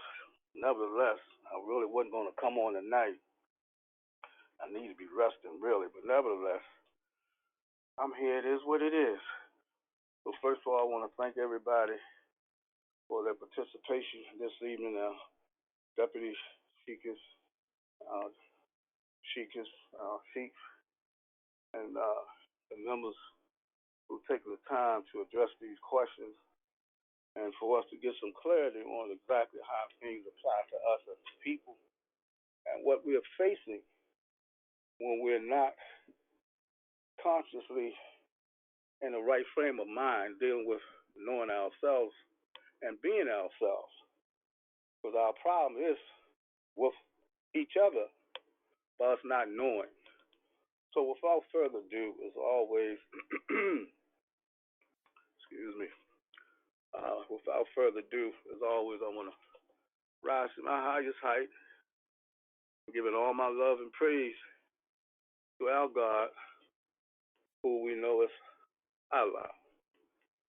And the word Allah is the 5 letters, A-L-L-A-H, is all love, loving all humanity. And it's good to know your God, because our God truly loves us. And the proof that he did, he sent us our prophet, Noble Dry Lie. I want to give honor to all of our ancestors, those that we speak of and those that we don't. They're so much a part of us, around us, and in us. They're there for us when any type of situation occurs that we need some assistance and guidance. We need to call on them, and they're there for us. Giving honor to all of the divine prophets, namely Jesus, Muhammad, Buddha, and Confucius. And our most illustrious Hebrew prophet is none other than the Honorable Prophet Noble Dry Lie, who was truly our Savior as well as our Redeemer. I know we all can attest to that. Giving honor to all of the Moorish staff and all of the officials who I greatly appreciate for all that they've done, are doing, and will continue to do. Appreciate them greatly. Giving honor to our members and all you noble brothers and sisters on this call this evening. It is my honor and pleasure to be so much a part of you, and I greet you in love divine. Islam, Islam, Islam. Thank you all much. Okay, Mo. So where are we? Islam, National Grand Sheikh, sending some strong healing blessings unto you as well. Islam. Thank you. All right. So we the question from last week, which I'm gonna bring that first, and then we'll go ahead on to the latter question, if that's all right. Sure, no problem. Islam. All right. That question from last week reads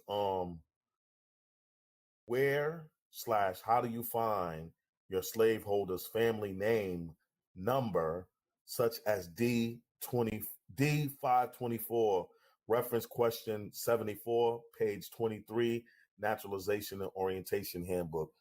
And the brother that asked the question is actually on the line as well. Islam? Islam, okay. Okay, well, in retrospect, when we all saw the movie's Roots, a man named Kunti Kinte was his Moorish name. Fought hard to keep the name, but eventually got him to break. So now he's Toby Jones. His slave master name is Jones, and all his slaves were Jones. He was a Baptist in the church, and all his slaves were forced to go into the church to see the image of the pale-skinned guy that they called Jesus. So we grew up with that from the cradle to the grave. But the reason why Kunti name, because he knew once he lost his name, he was done. So now he's the property of the slaveholder. He's currently the man's name, Toby Jones, if you will. So, in order to address this question, during this period, if we remember watching that movie Roots, when Alex Haley tried to locate his family ties in the citizen registry, he went to the citizenship registry and it wasn't there on the human side. So he had to go to the chattel side where all the animals were registered. And so the answer to this question is this: every slaveholder during the time of slavery was given a number according to the slave code laws of the South. And by that being the case, all the slaves, for identification purposes, they were identified as property purposes, and they were registered under the number now of the last name of the slaveholder to which they belong. Like, for instance, um, another point to consider is that most slaves during this era of time wore around their necks, their wrists, or ankles a metal badge similar to a dog tag with the inscribed name and number of the slaveholder. And the name was always abbreviated to the first letter of the slaveholder's last name. And in the book Indian Giver by Jack Weatherford, if I can recall, if you go to the chapter the Indian Founding Fathers, and you'll find this process in it. I know it's in the book. But anyway, so like if the man's last name was Williams, so they would take the W and say 9307. So anyway, let me continue. So an example is that, like I said, the first name was Williams, and that last name of the slaveholder to which their mothers and fathers belong, you see. And they did a registration under, say, W9307. I'm just saying, just giving you a fictitious number just to bring some clarity to how they doing this thing. And so, by that being the case, each slave state had their own procedure for registration of the slave. And in most of the states, the courts kept these records on file as what? Property or claims. And that's why when Alice Haley tried to find his ancestry, he had to go to the property side where the animals are. So the answer would be, you would have to go to the courthouse. But let me finish. The federal government, which holds the records of the slave property claims, and they act in which they will show how they've taken over when the complete emancipation process of the slave was accomplished in 1865. Because, see, one thing about slaveholders, Europeans, they keep good records, and that's why they had to brand them slaves with these wrists or bracelets or whatever to identify them, and then they had to record that property down at the courthouse under claims and property, just as I stated. That's where you'll find that, the answer to that question. So if you check these courthouses with the archives and look for those particular names under that, then you'll see what I'm talking about. And the other thing is that by this process being implemented, this is how the government could regulate its compensation to the slaveholder. And if the southern states ever demanded the war debts, which they never received for their human property. And see, that's why the 14th Amendment negates all of that, and that's why the South would have never ratified it. That's the reason, a good reason why they never did. Why would they ratify an amendment that's going to stop them from receiving compensation? The 14th Amendment was forced on them, and that's why it's still not part of the Constitution to this day, because the matter was taken to the Supreme Court in the year 1883. dealing with the three-day badges, the 13th, 14th, and 15th Amendments, and the Supreme Court declared it unconstitutional and struck it. So we've been living a lie ever since 1883, but that 14th Amendment is where the money is, and that's why people don't really want to tamper with it, because so many of these representatives who are sitting in these seats, they're investors, they're lawyers, so quite naturally, by this being a corporate society, and we corporate slaves, so they're not going to interfere what the corporation want to do, but yet the only way that's going to resolve the matter with the economy of the government is the implementation of the policy of freedom, because as I've stated on many occasions, two of the main evils of society is the lack of social stability and the lack of economic security. So we need that, and that policy of freedom identifies that tremendously.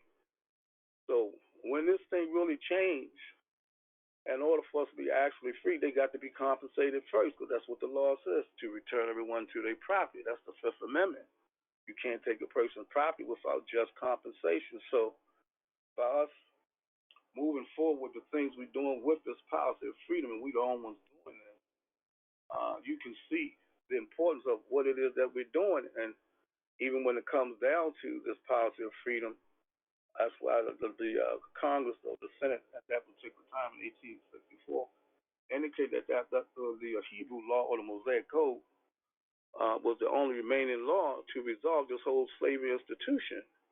But it's a hidden law, and the people don't know, so that's why we are resurrecting it, and to confirm what our prophet is teaching us, to enforce the law to save the nation. That's what we must do. But this is the only way out for everybody. But that 14th Amendment made negroes out of the white folks too, because we all corporate slaves. So, but that's how that works. You know, the courthouses in that state, you just have to go there and go to the archives part of it and check the slaveholder's last name and see how they got the registration attached to that slave. And that's why it's like that. So if the person's name is Jones, last name is Jones, so it'll be a J. Then it'll be 3, 4, 5, or whatever it may be. But her, so it'll be a H, you know. So that's how they do it. And that's how they make that determination, you know, dealing with the process. So, you know, they did this in order to have absolute control over the mothers and the fathers, which belong to them, through that registration.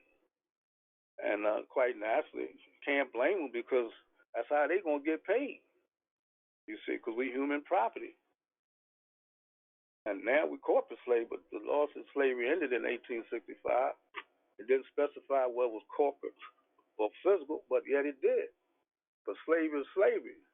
That's why it says in section 19, 1320, it says involuntary servitude shall never be established or tolerated, and we are forever free, and slavery has been abolished. So you see the importance of what that amendment stands for and why they buried it, because they didn't want people to wake up and see the significance of it and how it applies to us and them.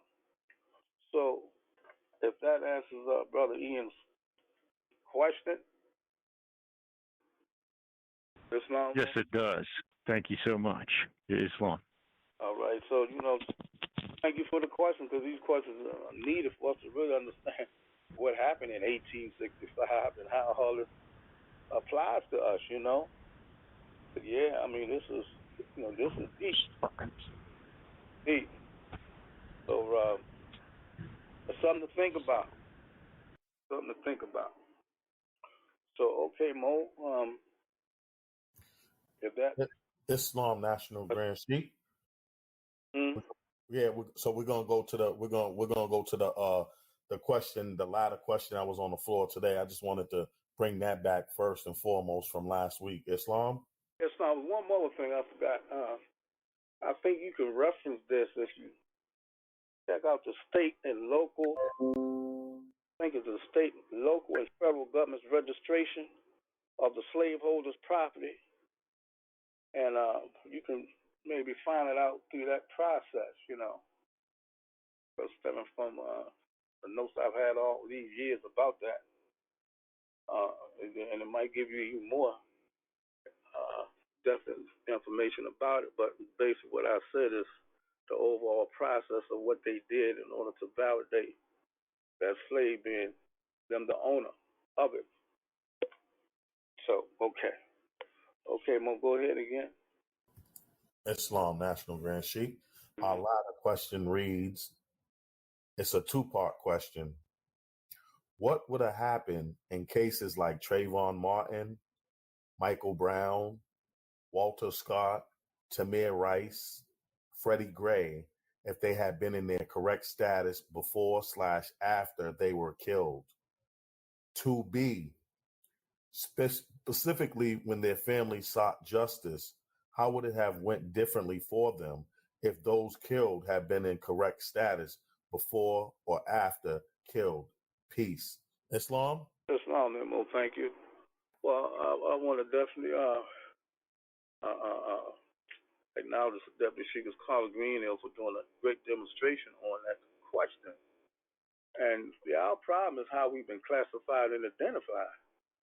That's, oh my God, that's the problem. But as she stated, going back to the prophet's literature, the warning, that's why he warned everybody in 1928 if we didn't do as far as his divine instruction, things was going to happen. And that's why I advocate that warning of 1928 is the national side of the movement, because it tells you what it is you need to do to get from under this man and why we're there. So when it says on the third paragraph, the first page, when it says there's only but one issue that only comes through the connection of the Moorish divine and national movement, which is incorporated in this government and recognized by all the nations around the world. So let's look at that. So you made reference to Trayvon Martin, Freddie Gray, sister, and someone else. But now each one of these individuals are classified as what? Blacks or African American.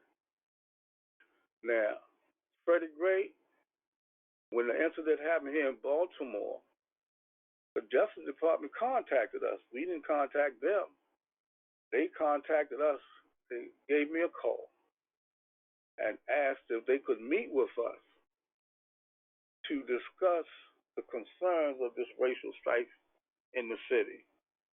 They said, well, they know that we community people and da-da-da-da-da, and they wanted to get our take on what was going on and what we felt could be the solution to it. So I definitely accepted their invite, and they met with us at the temple. It was 4 of them. And the meeting was supposed to only been about 45 minutes, but it stretched into, I think it was an hour and a half or 2 hours, something like that. But see, one of the first things I stated when they asked, what was our take on it, I told them before we proceed with any communication, me personally, I said, I like to know who I'm dealing with, so I want to know your nationalities. And it was one sister, attorney, and 3, one brother was from Honduras, the other 2 Europeans. I think it was one, he was English, the other guy, I think he might have been Italian. But anyway, it was 4, it was sister. And anyway, so the official said, well, Mr. Bay, that's not what this meeting is about. I said, oh, yes, it is. That's what it's always been about. I say, you going to tell me that that's not what it's about, dealing with your nationality? I say, why do you think the people suffering the way they are? Because of how they classify, and that's how you dealing with them. So I want to know your nationality. So they told me their nationalities. The brother from Honduras, he didn't want to give his nationality at first. He said that he didn't really want to indicate who he was at that time when we was talking. So I said, okay, I'm not going to press you. I said, but I'll get back to you. So the sister, when I got to her, I said, well, sister, who are you? How do you identify yourself? So she says, well, I guess I'm black. So everybody looking at her. I looked at the sister and I said, sis, I'm not trying to put you in a box. I said, but look at what you just stated. I said, you said you guess. I said, did these other colleagues of yours give me a guess? They told me who they were, but you said a guess. I said, so man, this black thing, you know. I said, well, can you go to the map and show me the country that's called black? I said, your colleague here, he said he's from, he's English descent. There's a country called England. Other guy, he's from Italy, so they can go to the map.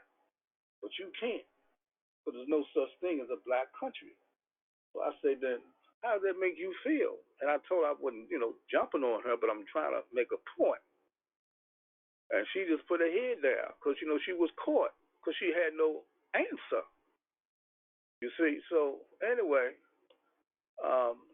so we got into the whole thing about what was going on and why it happened. I said, the reason why all this is taking place with the people because of how they classify and identify. I said they don't have no rights. They think they do, but they don't. So I went into some other things, but the meeting was, really informative for them. I even had one of the sheiks to go into the room and get the prophet's picture. We had one that was hanging out, but I wanted him to walk it in front of them. I asked the sheik, I said, Mo, go get the other picture and bring it in here and put it right in their face. He did that, and I told him, look at the prophet. I said, look at this man. Look at it. I said, do he look like a fool to you? No, sir. I said, no, he's not a fool. I said, he's the only one who was divinely prepared from our God, Allah, and sent to us to redeem us from what our sinful ways, and that sin is this black, this negro, etc. I said, not taking anything away from our other ancestors who did the best they could with what they knew, but they couldn't complete the circle of life pertaining to who we are because they don't even know themselves. I said, but he made us aware, and he broke y'all's seal. I went into some stuff, but and then I told them, I said, this is ongoing, and I said, because a lie been told, and it's all about this policy of freedom, So we went into some stuff, just to make a long story short. And then finally, the brother from Honduras, he said, okay, Mr. Bay, all right, I'm Honduran. I said, okay, well, you have Moorish descent because all the people in this Western Hemisphere are of Moorish descent, whether you're Mexican, Jamaican, Haitian, Puerto Rican, whatever you want to call yourself. I said, we all of Moorish descent. I said, well, you're Aztec, Olmec, all of these people in this Western Hemisphere, Mayan, so it don't matter. I said, because man just said nature doesn't change. And then I made reference to, I went back to Acts 6. I said, let's see what Acts, and I'm telling this to these officials. I said, now let's see what the prophet brought to us.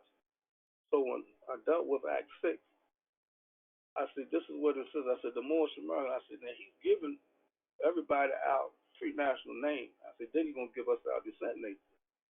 He said, the Moorish Americans are descendants of who? Ancient Moabites. That's our descent nature. Then I said, he's going to give us our inhabitation. And we inhabit the northwestern and southwestern shores of Africa. I said, so that's all on this western side, which is now northwest and southwest America. I said, so all the inhabitants here, and we going back to ancient times. I said, all the inhabitants here is of Moorish descent, whether it was an Inca, Mayan, Aztec, Olmec. We all the same people, just different tribes. And ain't no such thing as American Indian. I said, all the Indians are in India. That's why the country is called India. I said, that's another slave mark. I said, the Spaniards put that on us in the islands. And we ran with it. And that's why we're Indians to this day. Got the record on that, But we went into stuff, and they were very appreciative. So when I told the brother, I said, well, you are Moorish descent. He couldn't deny it. Because where could he go? Then I pointed to the charter. I said, you see what the charter say? We got jurisdiction of all of North America. That's why we talking to you all the way we are, because we got the authority to do that.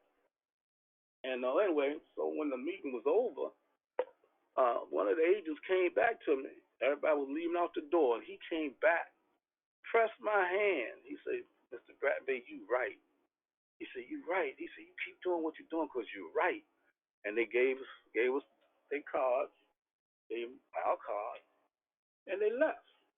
You see what I'm saying? So when I say the problem is how we classify and identify, so if the people don't recognize you, and the prophet has given us the process to be recognized, but yet the Moors don't want to gravitate to that. So when you don't, then you are considered a stateless person. And a stateless person, like the legal concept, is describing the lack of any nationality. And it denotes an absence of a recognized link between an individual and any state. You see what I'm saying?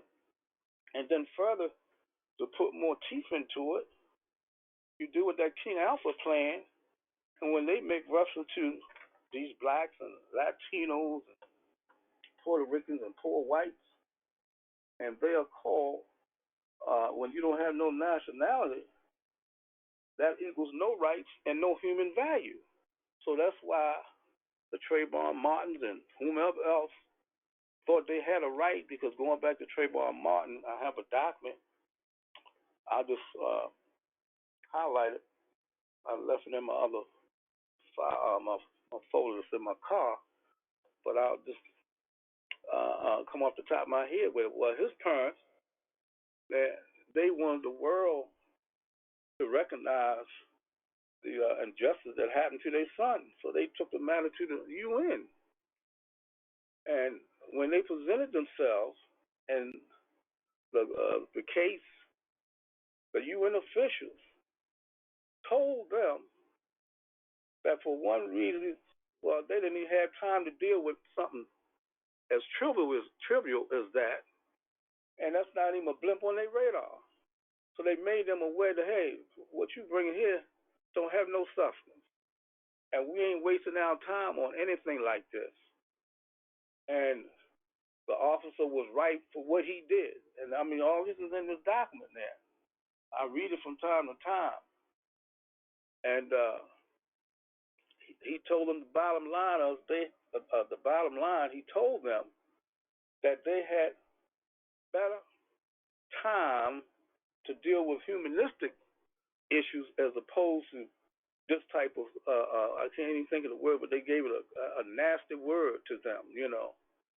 And I know they felt like 2 cents, but they thought they had some clout, and they thought that they could take the matter to the UN, and the UN would support their concerns. No, that ain't happening. And so, by that being the case, dealing with this question, and basically, that's why I was stipulating and we advocate, you got to change your status in the system. It's one thing to proclaim your nationality in a temple, but if you don't take that process outside of the temple, then you're just a temple more, and that's it. The government don't know you. They don't recognize you. And even going back to Brother Sheik Roybay, when he made reference to the brother, the Moore brother, and he got shot because he was in a bad situation. He was at the wrong place running. He ain't had no fez on his head. And so they looked at him just like a regular old Negro. But then when it was found his name was Bay, they didn't even call his name out like that, I don't believe. But see, once again, now once they do stuff like that, then they're going to check what? Your name and your status.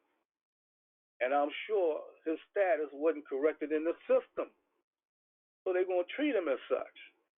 And that's how they do the majority of us. You know, you can say you Wasuli Huli, but you may have a nationality card in your pocket. But when they check you, they're going to run your name through their system. You know, and just like, for instance, I just happened to pull out my driving record from the state of Maryland. And that's why we advocate, you know, you got to change your status in the system. You got to go back to motor vehicles and change your racial status from black to white, picture with your fares on, Social Security, the same thing, and your vital record department dealing with your birth certificate. See, all this is going back into their systems for them to recognize you with the instruments that they utilize to identify you. So what happened when I got my driving record, it has been, this was in 2017, I just went to check it, because I check it periodically anyway. So, and it has, this was in May Actually, it was my birthday when I went there, 2017. And they got my height, my weight, my race is a code 2, my sex, my birthday, and that's it. And then they got other things like the driving privileges status, supposed to be when I have glasses and things like that. But the main thing is the racial designation, a code 2. A code 1 is black. So and then when they pull your screen up, they're gonna see you with your fez on, and then they looking down and see your racial status. They're gonna deal with you differently. And that's why I'm saying, see, most of the Moors out here, they haven't made these changes. And a lot of them go out here and do some wrong stuff. Oh, I'm a Moor, you don't have no jurisdiction over me, this, that. But this man looking at their system to see if you correct in this system. So you can talk all the more stuff you want, But if you ain't registered nowhere for them to validate and recognize you, then what have you done? You haven't done what you should and must do in order to correct the status within their system. And then the other thing, see, they got us as human property, and even in what's the year? And Clinton did this when we amended our articles of incorporation to include the Moorish American National Republic. He sent his people to the Maryland Department of Assessment and Taxation and filed this executive order indicating that we are human capital. And this was Executive Order number 13037, March the 4th, 1997, because that's when we amended the Articles to the Republic. And this was a registration of birth. And this was secretly used in order to create a bond or debt on each individual. And this was taking place since 1933. So he did that to come back. And this was up under the UCC 1. UCC's filing. Yeah, UCC 1 filing that was posted. And well, a friend of mine who worked for the government, for the state of Maryland, man, he was part of the administration staff. He ran across this and called me. He said, man, I got something for you. You need to read this.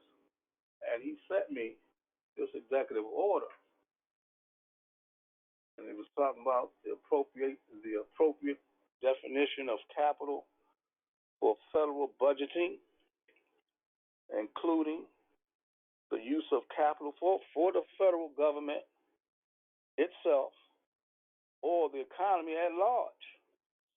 And it also stipulates ownership by the federal government or some other entity, defense and non-defense capital, physical capital, and intangible or human capital. So, and then they got a list of all the agencies that was involved. And let's see. When you go to that page, they got the Federal Reserve System is involved. They got Department of Treasury involved. The United States of America. Now, all this is corporation, y'all. Who else? Department of Defense. They got the North American Water and Power Alliance. Internal Revenue. Got the defense here, and that's it. But I'm saying, do we number human resources? When the status is not right, they own us through that birth certificate. So all this is relevant, to the question. And then we got to realize that we want to be a natural individual. And when you deal with the congressional record, HJ Resolution 48, that says they was proposing amendments to the Constitution of the United States, providing that the rights extended by the Constitution are the rights of natural persons only. Natural persons. So now your citizenship, 14th Amendment is the only law that establishes your citizenship. Excuse me. Section 1 says all persons born or naturalized can become that citizen. So the question is, which one are you? Are you the natural person or the corporate? Your birth certificate is going to say you corporate. I know some of us made these changes, but I'm saying on a general scale, collectively, we corporate. So you're not natural. So you don't have no rights. And that's why that King Alpha plan is so important, and it's absolute on what it is, how they look at you when you don't have a nationality. But they make you aware, this is, but no nationality equals no rights and no human value. And so the point is that all of these individuals that was quoted in the question, they're not natural people, so they don't have no rights. That's why you get shot up in the street and you just lay there for a while and they just don't even pay you no mind, you know. It's just a sad thing. So nothing's going to change until the individual change things themselves. But we're giving you the opportunity with the corrective process in order to make the change so you can be recognized. Now, let's say if Trayvon Martin was a Bay or something, and he's asking, now we can go after the government, you know, because we got the right to do it.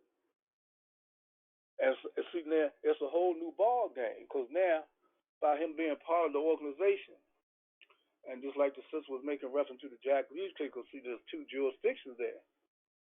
When the feds wide-type this group, they indicted all of them, and Jack Leach was a part of the Jerry McCrae et al. It was the United States versus Jerry McCrae et al. United States, because all of them were negroes or black folks. But when he came with us and claimed his nationality, and he went back into the court and severed himself from the group, came in on his own. Now the venue changed from the United States versus them. Now it says the United States of America versus Jack Lee. So now the jurisdiction has changed. So now he's under common law. And it's all about the jurisdiction. So you have a voice. You have a right to dictate to these people when you know that you know. And you got to make them aware that you know. And you make them aware through your paperwork. That's why your paperwork always supposed to precede you when you're coming into these tribunals with anything going on, you know. We aren't supposed to be in the courts anyway. That's why we have our own. But when you're there, there's certain things you got to do to make them aware of who you are and the right that you have to be before them and let them know they have no rights over you. Because everything is a process. So that's how that works because, see, we never going to have justice until we make these changes. And we can march and sing all day long. They ain't paying that no attention, you know. They ain't going to pay it no mind. And like I said, anytime anything happens, they check your name and your status. When you driving a vehicle and the police want to check you for whatever, let me see your registration, please, driver's license, whatever. Even though we know we don't need a driver's license to drive. We ain't doing no commercial business, but nevertheless, they still checking your name and your status. And a lot of times when they see that picture, so you said they're gonna treat you differently because they know they ain't dealing with some dehumanized person. Therefore, you have a right, you know, to defend yourself lawfully and whatever they try to come at you with. But see, this kind of information we don't supposed to know. We don't supposed to know about this. So, you know,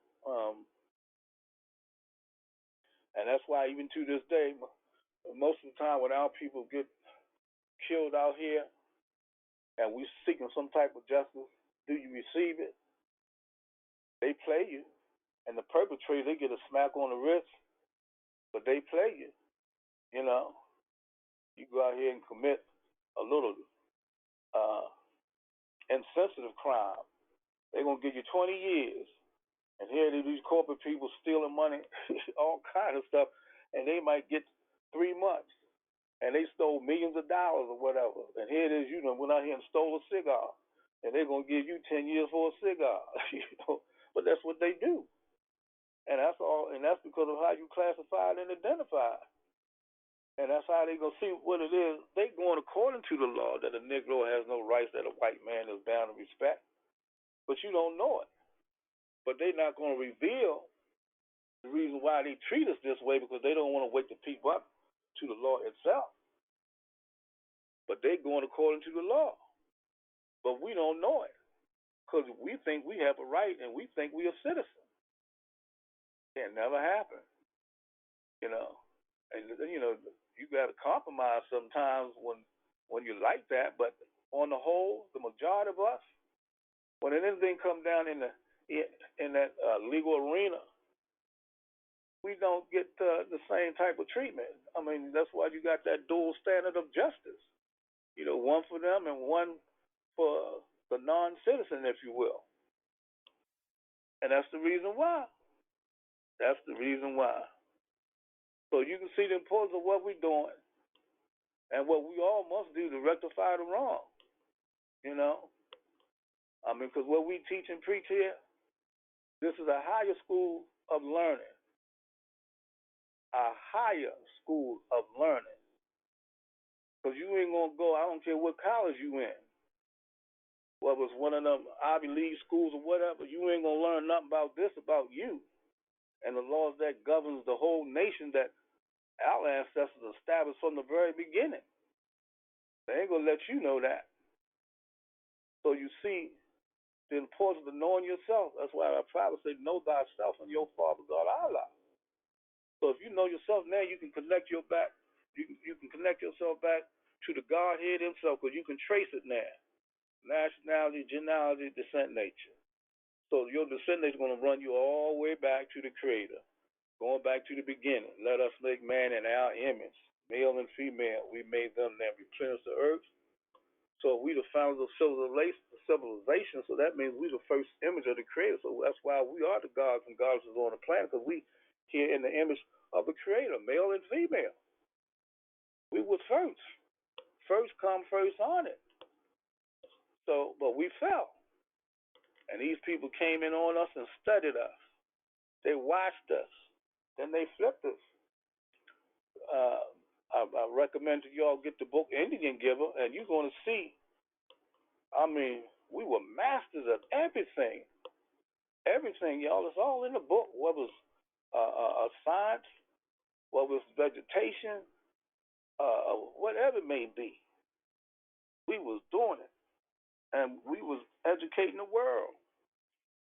Yes, indeed. Even when it comes down to the, I tell you what, in the book itself, it says, and this is Indian Giver, it says silver and money capitalism, and it says privacy, slavery, and the birth of corporations, the American Indian path to industrialization, the food revelation, Indian agricultural technology, the culinary revolution, liberty, anarchism, and the noble savage, the founding Indian fathers, the red sticks and revolution, the Indian healer, the drug connection, the architect of urban planning, the pathfinders. When will America be discovered? So these chapters, people's going to blow your mind when you see all that we've done and everybody camel back on us. I mean, they're going to give you the breakdown about how the government was established through the Iroquois Federation. Like the Electoral College, all that was through the Iroquois. The whole setup of the Congress, how it was set up, it was all coming from the Iroquois. But they ain't going to let us know that. Yeah, they mirrored. See, they studied our government. And when we brought them into our house, that's why they want to come into our house. Because they found out that we had a system of fairness, equity, and truth. And that's why they want to become a part of us. So we brought them into our house at the Continental Convention of 1787. 35 Moors and 20 Anglo-Saxons. Even though the Anglo-Saxons were Moors too. But we brought them into our house and made it what we, the people, a more perfect union. There it is. People don't have a clue. Those first 7 articles is your free national constitution that Noble Drew Ali teaches, which correlates with your organic constitution. But those first 7 is the foundation to it all. And our ancestors set that up. But they whitewashed the characters and make you think it was all in them because we didn't have nothing going on because they make us think we was brought here on slave ships. Boy, these people something else. And by us being in their schools, so what else do we know but what they want us to know?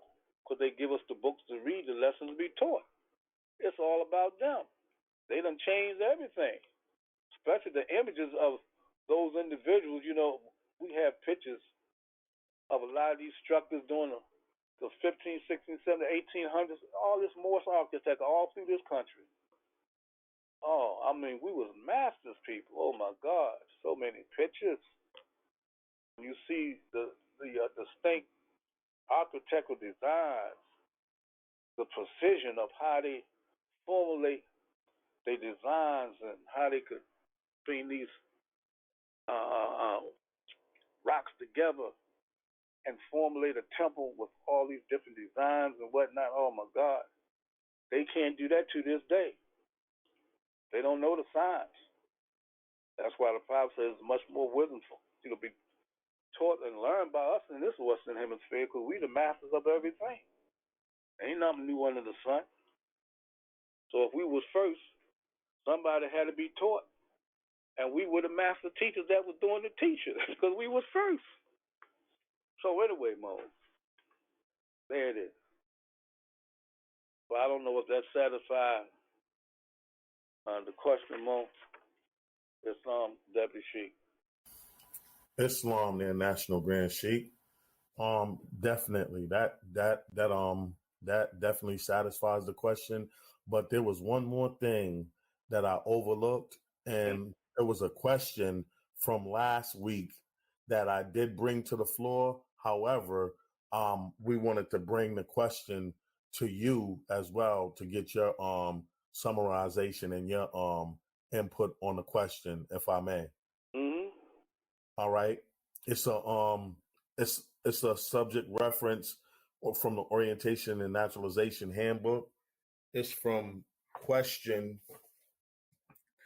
number 2 on page 16. And the question reads, what is the chronicle name for Moab?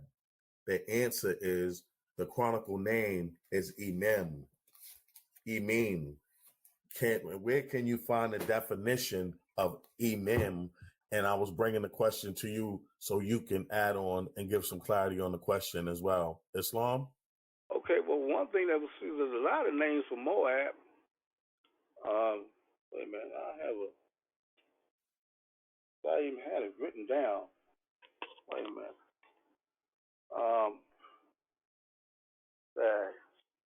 But there's a lot of names for Moab. Because, see, you got to remember the names have changed down through the years. And I heard Sheik Youngberg give a beautiful demonstration and everyone else. And see now, and someone said something about the definition he may deal with something evil or something like that, right? Well, see, when you say you're a Muslim as opposed to a Muslim, well, the Muslims think when you use the term Muslim, it's evil, it's derogatory, it's sinful, and it don't have no true substance. So when you deal with that term Muslim, anything MO gonna take you back to the Moabites. Oh, I wish I had. If I knew, I could give you a whole list of names under Moab. One of them, I think that was in there too. There was several names, but I could probably get that information. But yeah, but I mean, what's the purpose? Okay, so it is. I mean, the name changes all the time, but your status don't. Just like, okay, if you say you're a Nigerian, okay, what's the origin of a Nigerian? Then anything dealing with Nagasaki, Nigeria, etc., all that come from the Nagas, you know. Down through the years, name changes, but that descent nature doesn't change. So my point is, okay, so whatever that name that was stated means whatever, so what? I mean, what was the purpose for trying to get the name to connect with what? The main thing is your descent nature going back to the source itself. Because everything have a source, and you got to deal with the origin of it and everything. You can have all kind of names, they tribal names, but what's the origin of the tribe? So it's going to go back. I heard somebody say that, one of the sheiks said this. I heard this, and I said, where he get this from? He said, yeah, well, they talking about Lot and Moab. We was called Moors before Lot. I said, wow, okay. Well, if that's the case, and I know name changes down through, the years, so if you're going to be called whatever, I like to know when that happened. Because if you're going back anciently, and the ancient people were the Hittites, the Moabites, the Amorites, and the Canaanites. So if you got a name that was coming out the Moabites because you started with Moab, Ruth was the Moabitess, Jesus the Moabitess, a Canaanite Moabite. So the thing is now, when you say that name came before them, then I guess the prophet didn't know what he was talking about when he said, "What is your nationality? You are Moorish American." What's our descent? We descend of the ancient Moabites. So whatever name came, that's a Mo. What the brother said, Mo came before the Moabites. So what was it? What was the name? What was it? And where did it come from? That's what I want to know. And when did it surface? It had to have a source from somewhere. So if we were the progenitors of the human race, everything started with our seed. And down through the years, you're going to get a name change anyway. It's just like you have a family. You got Joneses in your family, you got Thomas in your family, but you still one family, just different names, just like us now. We one Moorish nation with different tribes, and these tribes got different names, but the source don't change. That's your descent nature. So I want to ask Brother Ian, what was the purpose for finding out about this particular name prior to the bit? If you said it came from Moab, or when you did the etymology or something, what happened with that? Brother? Islam. I just wanted to know the origin of Emim, because the way the question was posed in the Naturalization and Orientation Handbook is it just seemed like Emim preceded Moab. So I just wanted to know the history of Emim and what was its origin, because it seemed like I said, it preceded Moab. Islam. Okay, well, how could that be when you say that when you check Moab, then out of Moab came Emim? So how's it going to proceed it? Because Emim, Emim came before Moab by the way the question was stated, because it said, what is the chronicle name of Moab? And it said the chronicle name is Emim, and chronicle deals with facts and time. So okay, I don't have no problem with that, but I'm still saying in order for you to get an Emim, you had to come from a source. Right. It's still derived from the source. So the foundation is still Moab. Like I said, you don't have any names stemming from Moab. That's why I'm asking, because you're going to go back. Okay, so you got this word Emim, but there was other names then with Moab. Believe that. I got a list of names that's under Moab, different type names. Oh, man, if I knew this, I could have had this. I could have read these names off to you, a whole bunch of names. I'd like that. But right. Yeah. Just got to remember where, because I even wrote it down. I wrote them down. Yeah. Might have, because I got it out this book. Yeah. But anyway, my main thing is you got to, that couldn't precede Moab. Even, if listen to what you're saying, you say Emin, spell it. EMIM. EMIM. That's right. Okay, you said that precede Moab. That's what you said, right? Right. Like it came before it. Okay. So if it came before Moab, and Moab was the progenitor dealing with the names that follow suit, so I don't see how that can be. If it precedes Moab, Eman, so what was Eman? It was Moab then, right? Right. So how could it precede it? Okay, you answered the question. You know what I mean? Because Moab is first and some precedes something. That means it came before, right? Maybe I'm wrong. Right. Yeah, I thought Eman must have came before Moab, but apparently not from what you just said. Well, we won't find out. I'm going to check my sources here and get them names. Awesome. I'd like that. There's a lot of names, man. Oh, yeah. Yeah, because like when you study cultures and origins, I mean, it's known that like one culture's gods became another culture's demons, and names just changed, and their religions became another culture's taboo, and oh yeah, also down the lines. Mhm.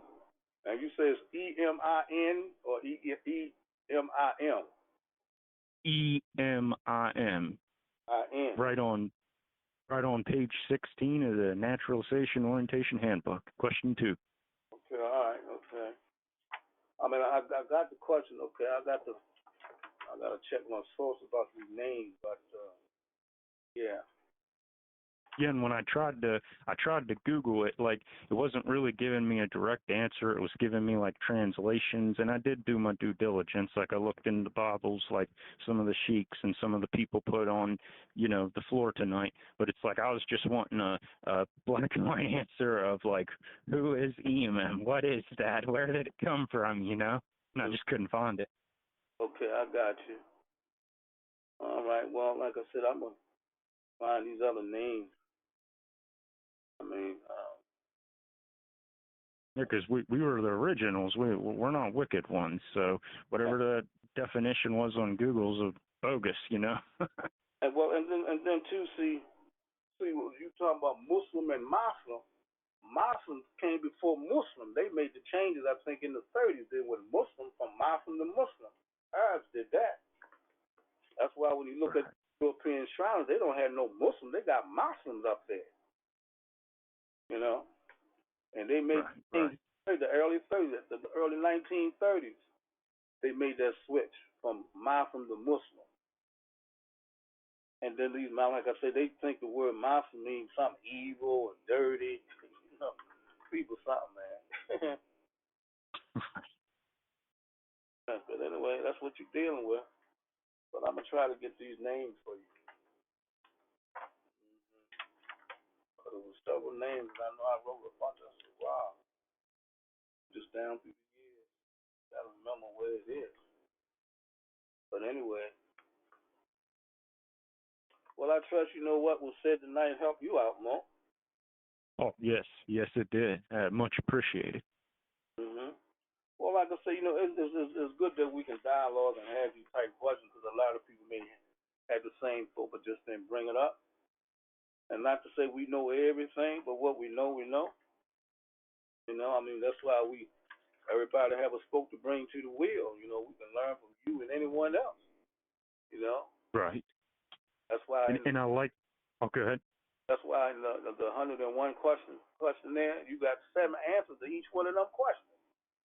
7 answers to each one of the questions. Right. And I like too, like tonight, how like Sheikh Roy Bey was explaining that about the brother with the fez, because like that other question, I put them all on the floor. I just wanted to know, like, if someone was a Moor and the cops don't care about status or don't know, blast him, and then the families come back for some get back. They want their justice. What would happen, and he kind of answered that as well as did you in your demonstration tonight too. So that's very much appreciated. Well, let me just say, see, that's why we advocate. See, we're here in Baltimore. See, one of the main things I do, I tell them more or less, say, look, you got to contact your mayor, your governor, and the police department to make them aware of who we are, because we are more distinguished than any other Moorish group out there. And I know here in Baltimore, we've had quite success. I got a lot of